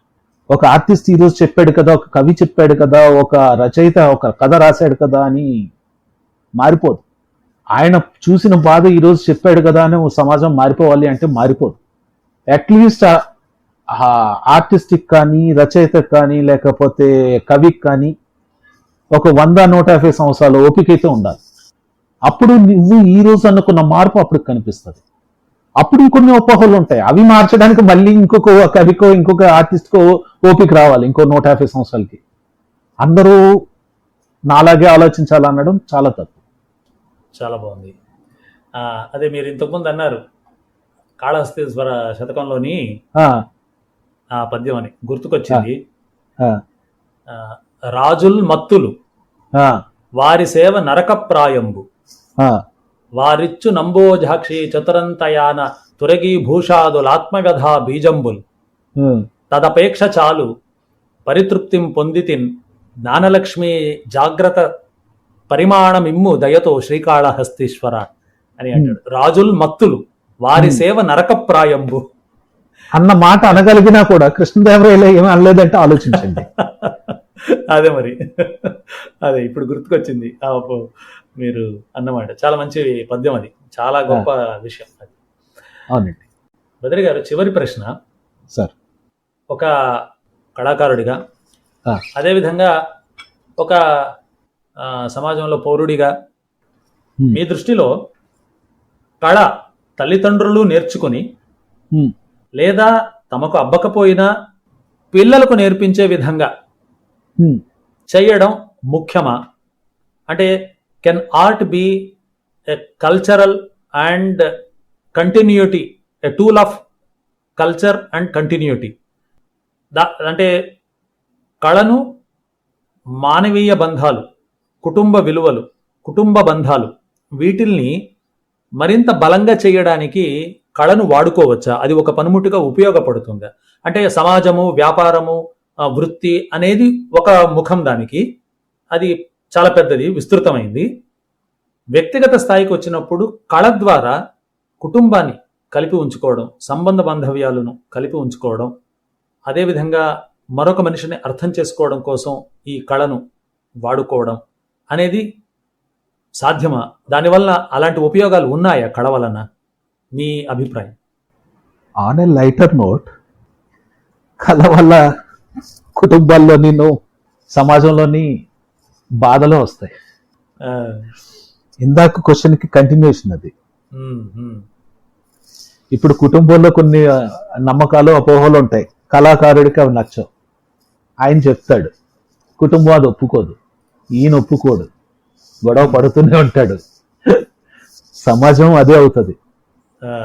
కావస్తే కళ అన్నది this is the other part, అది అక్కడికి వదిలేద్దాం. ఇంకా ద సెకండ్ పార్ట్ మీరు అడిగినట్టు కుటుంబంలోని కళ ఎంత అవసరం. మామూలుగా ప్రొఫెషనల్ రేంజ్లోనో లేకపోతే డీప్ థాట్ ప్రాసెస్లో ఆలోచించే దానికన్నా సరదాగా చేసుకోవడం వల్ల చాలా మంచిది. Everybody is Born artist. ఏదో ఒక ఆర్ట్ ఉంటుంది. కథలు చెప్పగలరు కొంతమంది మాటలు చెప్పగలరు, కొంతమంది పాటలు పాడగలరు, లేకపోతే కొంతమంది బొమ్మలు వేయగలరు, లేక కొంతమంది క్రాఫ్ట్ చేయగలరు. ప్రతి ఒక్కరు ఏదో పని చేయగలరు. Because we are the members of human race, మళ్ళీ డెడ్ పోయిట్ సొసైటీ. సో అది ఎంతో ఉపయోగపడుతుంది ఫ్యామిలీలోని ఒక కమ్యూనికేషన్ క్రియేట్ చేయడానికి. అంటిల్ అండ్ అన్లెస్ మనం దాని నుంచి డబ్బులు సంపాదిద్దాం లేకపోతే పేరు సంపాదిద్దాం అన్న తపన మొదలవ్వకపోతే, ఏదో కొంచెం బాగా పాడుతున్నాడు కదా అని వెంటనే తీసుకెళ్ళి సారిగమ్మ పాలోనో పాడుతా తీగలోనో పాట పాడించేసి అక్కడ రాకపోయేసరికి నీకేది చేత కాదనడం, లేకపోతే బాగా పాడితే ఆడిని అందలానికి ఎక్కించేయడం, ఇది కాదు. బాగా పాడుతున్నాడు, రోజు ప్రాక్టీస్ చేయి. ఆర్ట్కి కావాల్సింది టాలెంట్ ఒక 50% అయితే ప్రాక్టీస్ ఒక 50%. సార్, ప్రాక్టీస్ లేకపోతే ఎంత టాలెంటెడ్ అయినా కూడాను వేస్ట్. నేను నా స్టూడెంట్స్కి ఎప్పుడూ చెప్పేది అదే. నేను ఆర్ట్ ఆన్లైన్లో చెప్తాను. సో నా స్టూడెంట్స్కి చెప్పేది అదే. సచిన్ టెండూల్కర్, వినోద్ కాంబ్లీ ఇద్దరు గొప్ప ఆటగాళ్ళే, ఇద్దరు ఒకే టైంలో వచ్చిన వాళ్ళే. అవును. కానీ వినోద్ కాంబ్లీ 4-5 సంవత్సరాలు ఆడిపోయాడు, సచిన్ టెండూల్కర్ 20 సంవత్సరాలు ఆడాడు. ఎందుకు ఆడాడు? Question to be asked is why. People may say, చాలా మంది ఏమీ తెలియక people may say that Sachin is more talented or Sachin is lucky అని. కాదు, సచిన్ హెస్ ప్రాక్టీస్డ్. ఏ రోజు ప్రాక్టీస్ మొదలలేదు. Sachin has listen to his teachers. Sachin has listen to his elders who has spoken to him for his goodness. అతను మంచి కోరి చెప్పే వాళ్ళ మాట విన్నాడు. వినోద్ కాంబ్లీకి చెప్పారు, అరే నువ్వు బౌన్సర్లు ఆడడం రావట్లేదు, ప్రయత్నించాడా? టాలెంట్ని నమ్ముకున్నాడు. సో టాలెంట్ అన్ని సంవత్సరాలు తీసుకెళ్ళింది అతను. సచిన్ టాలెంట్తో పాటు ప్రాక్టీస్ కూడా నమ్ముకున్నాడు, అందుకే 20 సంవత్సరాలు ఉన్నాడు. సో ఆర్ట్ అంటే టాలెంట్ ప్లస్ ఇదండి. బట్ ఓవరాల్గా ప్రాక్టీస్, కానీ ఓవరాల్గా ఫ్యామిలీ అంతటి కలిసి ఉండడం లేకపోతే ఇది ఉండడం ఒక ఫ్యామిలీకి ఎంతో ఉపయోగం. అంటే మనం ఎప్పుడైతే దాని నుంచి డబ్బులు ఆశించమో అప్పటి వరకు ఫ్యామిలీకి అది చాలా మంచిది, ఉపయోగకరం కూడా. ఇప్పుడు ఆర్ట్ అంటే ఒక బొమ్మలు గీయడమో లేకపోతే పేరు తెచ్చుకోవడమే కాదు, వంట ఉండడం ఆర్టే. అది మీ ఇంట్లో మీ భార్యో లేకపోతే మీ కూతురో మీ అమ్మగారో చేసేదే. అది ఎంత మనస్ఫూర్తిగా వాళ్ళు చేస్తారు, అంత ఇష్టంగా చేస్తారు కాబట్టి మనకు అంత అందంగా తినబుద్దేస్తుంది. లేకపోతే మనం రోజు ఇంట్లో తిండి కూడా తినం. ఆ ఆర్ట్ని మనం చాలా చీప్గా చూస్తాం. అదే మగవాళ్ళు చేస్తే చెఫ్ అంటాం. ఓకే, ఇప్పుడంటే తగ్గిపోయింది, కానీ ముందు ఇళ్లల్లో కూర్చొని, అంటే డౌన్ ద సౌత్ అది తక్కువ, నేను ఉన్న నార్త్లోనే చెప్తున్నాను మీకు, ఊళ్ళు అల్లేవారు, స్వెటర్లు, చలికాలానికి స్వెటర్లన్నీ అల్లేవారు. అవును. అది ఇంట్లోనే కూర్చొని అల్లేవారు. ఊళ్ళేమో సైకిల్ మీద వచ్చేది, కొనుక్కునేవారు. ఆ పొడుగ్గా ఉంటే దాన్నేమో మేము కాలుకి పెట్టుకొని ఉండలు చేసిస్తే స్వెటర్లు వీళ్ళు అల్లేవారు, మా అమ్మ, పిన్ని, అత్తలు వీళ్ళందరూ. సో ఇప్పుడులాగా యూట్యూబ్లోని వీడియోలు రాలేదు. అప్పుడు ఏదైనా నేర్చుకోవాలంటే వీళ్ళింటికో వాళ్ళింటికో, ఎప్పుడు ఇంటిలో వంట చేసేసి అందరికి తిన్న తర్వాత మధ్యాహ్నం పూట అందరూ పడుకున్నప్పుడు వెళ్ళి 1 గంట సేపు చూసుకొని మళ్ళీ సాయంత్రం టీ టైంకి వచ్చేసారు. అది కలే కదా సార్. ఖచ్చితంగా. నేను కొన్నిసార్లు మూర్ఖత్వంగా ప్రవర్తించాను కూడా. లైక్ ఒక ఆర్ట్ని చీప్గా ఇంకొక ఆర్ట్ని గొప్పగా అనుకునేవాడిని. నేను పుట్టుకతోనే గొప్ప ఆలోచన పరుడినని కూడా నేను చెప్పలేను. కొన్ని ఆర్ట్లను నేను చీప్గా చూశాను, కొన్ని ఆర్ట్లను నేను గొప్పగా చూశాను. నేను బొమ్మలు వేయడమే గొప్ప అనుకున్నాను, వేరే పనులు చీప్ అనుకున్నాను. కానీ నాకు ఇప్పుడు అర్థం అవుతుంది, నా మార్పు చాలా మటుకు మార్పు కూడా కారణం అవుతుంది. వాళ్ళు పడే కష్టం కూడా తక్కువ చిన్నది కాదు అది. అవును. ఆ కష్టానికి మనకి మేబీ డబ్బుల వల్ల దాన్ని ఆలోచించామా లేకపోతే ఇంకా దేని వల్ల ఆలోచించాము, కానీ అది కూడా వీధిలో గుమ్మంలో ముగ్గేయడం కూడా చిన్న ఆర్ట్ కాదు సార్. అవును, అవును. ఆ ముగ్గు మీకు తల్లి నుంచి కూతురికి, కూతురు నుంచి కూతురికి వస్తుంది. కొంతమంది అయితే 4 వేలతోటి 4 గీతలు వచ్చేటట్టు గీస్తారు. అదేదో గుమ్మడికాయ ముగ్గులో ఏవో అంటారు, నెలగంట పెట్టినప్పుడు గీస్తారు. అది అందరికీ చేత కూడా కాదు అది. సో ఆర్ట్ కల్పించుతుంది. అంటిల్ అండ్ అన్లెస్ దాన్ని గొప్ప అని మనం ఎప్పుడైతే అనుకుంటామో అప్పుడే దానితో ప్రాబ్లం వస్తుంది. అది సటల్ గా ఫ్యామిలీలో పార్ట్ అయితే అది అందరినీ కలిపి ఉంచుతుంది. వంట అందరినీ కలిపి ఉంచుతుంది, ముగ్గు అందరినీ కలిపి ఉంచుతుంది. చిన్న పాట, రామకీర్తనో సంకీర్తనో ఏదో ఒక పాట అందరినీ కలిపి ఉంచుకుంటుంది. భజన చేసినప్పుడు కలిపి ఉంచుకుంటుంది, ఆ భజన చేసేటప్పుడు వాయిద్యం కలిపి ఉంచుకుంటుంది, ఒక కుట్టు అల్లిక కలిపి ఉంచుకుంటుంది. తండ్రి కథ చదివి పిల్లలకి చెప్పేటప్పుడు, లేకపోతే నానమ్మ ఒక రామాయణమో మహాభారతమో పిల్లలకి చెప్పేటప్పుడు, రాత్రి పడుకునేటప్పుడు ఇవన్నీ కలలే కదా, కలిపి ఉంచుతున్నాయి అన్నిటినీ. అవును. ఇప్పుడు కొంచెం మిస్ అవుతున్నాం అవన్నీ, కానీ ఇవన్నీ కలిపి ఉంచేవే.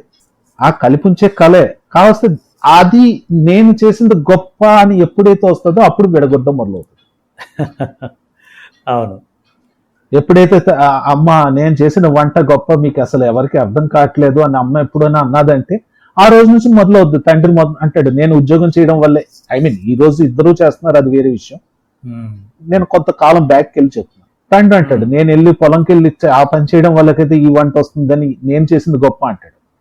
ఆ గొప్ప తక్కువ ఎప్పుడు లేదైతే అప్పుడు అంత కళ అందరినీ కలిపి ఉంచుతుంది సార్. ఎక్సలెంట్. చాలా చక్కగా వివరించారు, విశదీకరించారు. ఈ ప్రశ్న నేను ఎందుకు అడిగానంటే, ఇంతకుముందే మీరు అన్నారు తండ్రి కథ చదువుతూ వినిపించడం వల్లను అనేసని.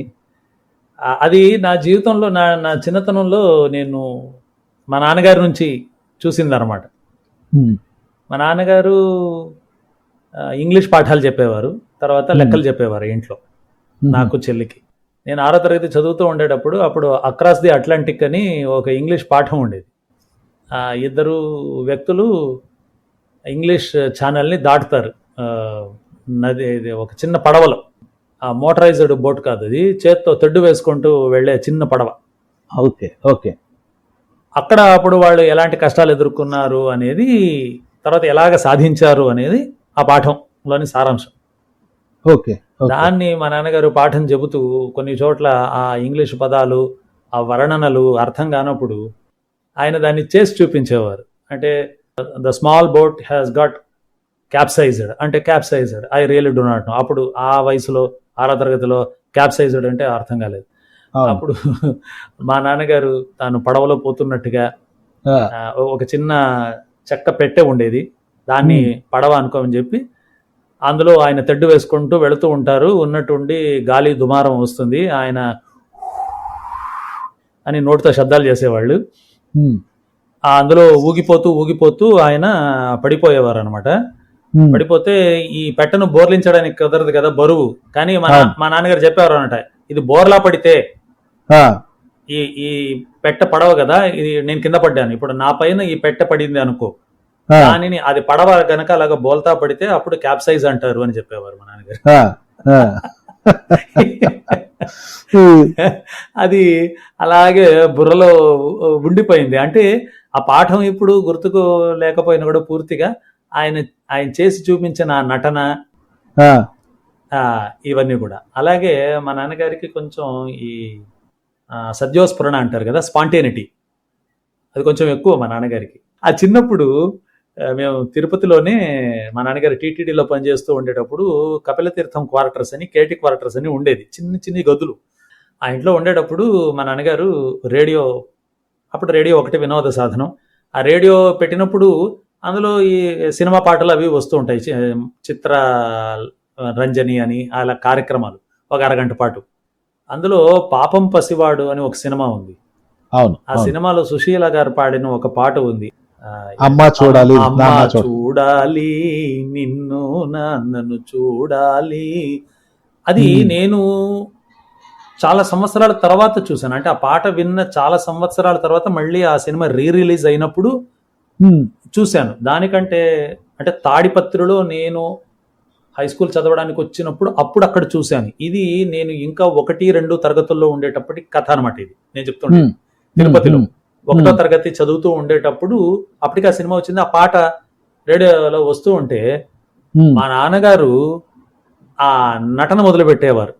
ఉహుం, పడుతూ లేస్తూ దేకుతూ ఆ చిన్న గదిలో పలికేందుకు మనిషే లేడు ఏ, అని మా నాన్నగారు చేస్తూ ఆకలి వేసి అంటే అది ఆకలి వేస్తోంది అమ్మా ఓ అమ్మ అనేసానంటే పడి పడి దొర్లి దొర్లి కడుపు పట్టుకొని ఆయన మోకాళ్ళపైన దేకుతూ కాళ్ళపై కడుపు పైన దేకుతూ ఆయన చేస్తూ ఉంటే నేను మా చెల్లి ఓ అని ఏడ్చేవాళ్ళు. ఉమ్, అది ఏది నిజం కాదు, కానీ ఆ పాటలోని సుశీల గారి ఆత్రం. ఆ గాత్రంలో ఆవిడ చేస్తున్నటువంటి ఆ భావ ప్రకటన, ఉమ్, ఆ సంగీతం, దానికి తోడు మా నాన్నగారు చేస్తున్న ఈ నాటకం, ఆ, నిజంగా మా నాన్నగారికి ఆకలేసి ఏడుస్తున్నారేమో అన్నట్టుగా నేను మా చెల్లెలు ఒకటే ఏడ్చేవాళ్ళం. మా అమ్మగారికి ఆపండి మీ నాటకం, పిల్లలు ఏడుస్తున్నారు వాళ్ళని ఏడ్పించకండి. మా అమ్మగారు గట్టి గట్టిగా అరిచేవారు. నాకు చాలా స్పష్టంగా గుర్తుంది ఆ దృశ్యం మొత్తం కూడా. అదే విధంగా బాగా ఏడ్చి అలసిపోయిన తర్వాత భోజనం గట్రా పెట్టిన తర్వాత బయట చాలా ఓపెన్ స్పేస్, బయట ఖాళీ స్థలం ఉండేది ఇంటి ముందు. ఇల్లు చిన్నది కానీ వెనకాల పెరడు, ముందు ఖాళీ స్థలం బ్రహ్మాండంగా ఇచ్చారు టీటీడీ వాళ్ళు. చెట్లు గట్రా ఉండేవి. అక్కడ మంచం వేసి నన్ను చెల్లెల్ని ఆ మంచం పైన పడుకోబెట్టి ఆయన తడుతూ, ఆయన గాత్రం బానే ఉండేది కానీ కొంచెం అపస్వరంగా పాడతారు, కానీ గొంతు చాలా బాగుంటుంది మా నాన్నగారిది. ఆయనకు రాగంతో పని లేదు, ఆయన సొంత బాణీలో పాడేవారు.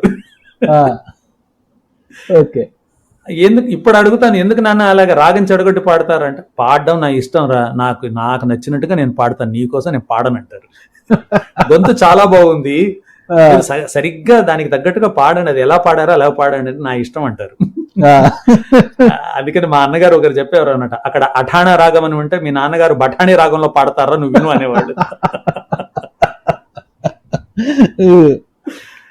కానీ అలాగా ఆయన అపస్వరాలు పాడినా కూడా మమ్మల్ని ఇద్దరిని మంచం పైన పడుకోబెట్టి ఏడ్చి అలసిపోయాం, మమ్మల్ని సముదాయించాలి ఆయన. అప్పుడు ఘంటసాల పాడిన ఒక పాట ఉండేది, తిరుమల మందిర సుందర మధుర కరుణా సాగర అని ఒక పాట. దాన్ని తడుతూ ఆయన పాడుతూ ఉంటే అలాగే ఆయన అపస్వరంలో పాడినా కూడా, సంగీతం అప్పట్లో తెలియదు కాబట్టి మనకు రాగం తాళం పెద్దగా ఒకటో తరగతిలో పరిచయాలు లేవు కాబట్టి ఆయన పాడుతూ ఉండేదే చాలా ఆహ్లాదంగా అనిపించేది. అలాగా ఆయన పాడుతూ ఉంటే పడుకుని నిద్రపోయేవాళ్ళం మేమిద్దరం. అంటే ఈ విధంగా ఒక పాఠ్యాంశాన్ని చెప్పడానికి ప్రయత్నం చేసిన, లేదా అప్పటికప్పుడు సద్యోస్ఫురణతో అదేదో సినిమా పాట వస్తూ ఉంటే దానికి ఈయన నటన చేసి చూపించిన, లేదా పడుకోబెట్టే ప్రయత్నం చేసిన, లేదా కాలక్షేపం కోసం అనేసి కథలు చెప్పిన, ఇవన్నీ కూడా ఏమైంది అంటే మనసు పైన చాలా గొప్ప ప్రభావాన్ని చూపించాయి. అది ఇప్పటికీ ఈ చదువు, ఈ వ్యాపకాలు, అంటే ఈ ధ్వని పాడ్కాస్ట్ కానివ్వండి, అన్వేషి అనే నా ఒక ఛానల్ కానివ్వండి, ఆవకాయ అనే ఒక వెబ్సైట్, ఇవన్నీ పెట్టి నా అంతగా నేనుగా నడిపించే ఒక గుణం అనేది, ఆ సృజనాత్మకత, కళాత్మకత అనేది ఆ తల్లిదండ్రుల నుంచి ఆ విధంగా వచ్చిందండి. మా అమ్మగారు పద్యాలు రాసేవారు, ఛందోయుక్తంగా చిన్నప్పుడు పద్యాలు రాసేవారు. చాలా అద్భుతంగా పాడతారు మా అమ్మగారు. ఇంట్లో అందరూ కూడా కుటుంబంలో ఆవిడను జూనియర్ సుశీల అని పిలుస్తారు.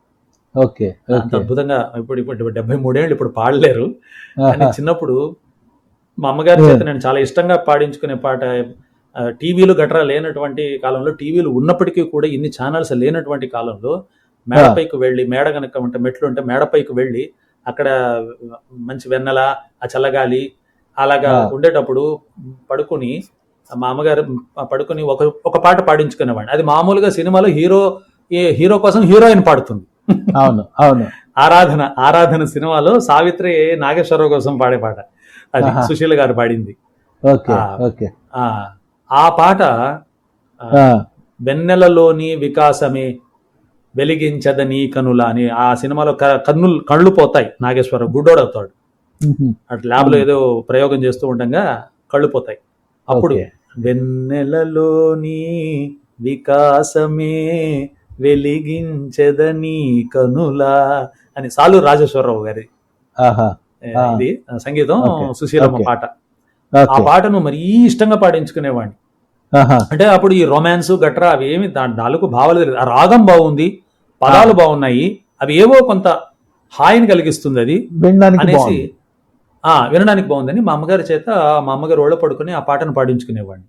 అంటే ఈ మృదుత్వం అవి అన్నాను కదా, ఒక మనిషి సంఘ వ్యతిరేక శక్తిగా మారకుండా ఉన్న శక్తి సామర్థ్యాలన్నింటినీ కూడా తన ఉపయోగానికి, నలుగురికి ఉపయోగపడే విధంగా వాడుకునేందుకు ఇలాంటి చిన్న చిన్న విషయాలు, కుటుంబంలోని మా అమ్మగారు చక్కగా పాడతారు, మా నాన్నగారు గొంతు భావన కూడా సరిగ్గా పాడరు, కానీ ఆయన కూడా పాడేవారు పద్యాలు పాటలు అవన్నీ.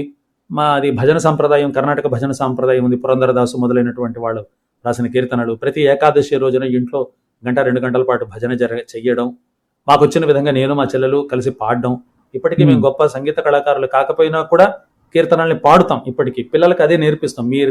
మీరు గార్ధవస్వరమైన పర్వాలేదు, పాట నేర్చుకోండి, సాహిత్యం అర్థం చేసుకోండి అని ఇప్పటికీ చెప్పించేది ఒక పరంపర ఉందండి. సో ఈ నేపథ్యంతో నేను కళ అనేది ఏం చేస్తుంది అనేది నా అనుభవంలో ఉంది. అంటే మనం గొప్ప కళాకారులు కాకపోయినా కళ అనేది కనుక మనం పట్టుకొని ఉంటే దాన్ని మన యోగ్యతకు తగ్గట్టుగా, అది ఖచ్చితంగా మనల్ని సంఘ వ్యతిరేక శక్తులుగా చేయకుండా, నలుగురికి అపకారం చేసే వ్యక్తులుగా చేయకుండా, నలుగురికి ఉపకారం చేయకపోయినా అపకారం చేయని విధంగా మనల్ని కాపాడి మనిషిగా మిగుల్చుతుంది అనేది నా అనుభవంలో ఉన్న విషయం. అదే దాన్ని మీరు చాలా చక్కగా మీ మాటల్లో మీరు వివరించారు. ఇంతసేపు నా కోసం సమయాన్ని వెచ్చించినందుకు చాలా ధన్యవాదాలు బద్రి గారు. చాలా చాలా థ్యాంక్స్ అండి. మీరు కూడా నాకు ఛాన్స్ ఇచ్చారు. అయ్యో, మీ మీ ధోరణి అక్కడ చూసిన తర్వాత ముఖ్యంగా ట్విట్టర్లో మీరు ఇంకొక కార్టూన్ కూడా చూసింది గుర్తు. ఒక you are being hired to develop an app and that app will replace you. అవునండి. once it is approved. అవునండి. అనేది సార్. అంటే ఇది ఒక వైపు నవ్వు తెప్పిస్తున్నప్పటికీ కూడా మరొక వైపు చాలా సూక్ష్మంగా లోపలికి చొచ్చుకెళ్ళేటటువంటి మాటలు, గీతలు ఇవి. ఇవన్నీ చూసిన తర్వాత మీతో నేరుగా మాట్లాడాలి, మీ మనసులో ఉన్న భావాలు నేను తెలుసుకుని నలుగురికి అందజేయాలనే ప్రయత్నం మీరు పెద్ద మనసుతో ఒప్పుకున్నందుకు ధన్యవాదాలు. మళ్ళీ ఇంకొకసారి కళ అనంతం కాబట్టి దాని గురించి మళ్ళీ మీకు వీలు దొరికినప్పుడు ఇంకొన్ని మాటలు మనం మాట్లాడుకోవచ్చని ఆశిస్తూ ఉన్నాను. తప్పకుండా అండి, తప్పకుండా. అలాగే చాలా ధన్యవాదాలు. నమస్తే బద్రి గారు. ఓకే, నమస్తే అండి. నమస్తే, థ్యాంక్ యూ.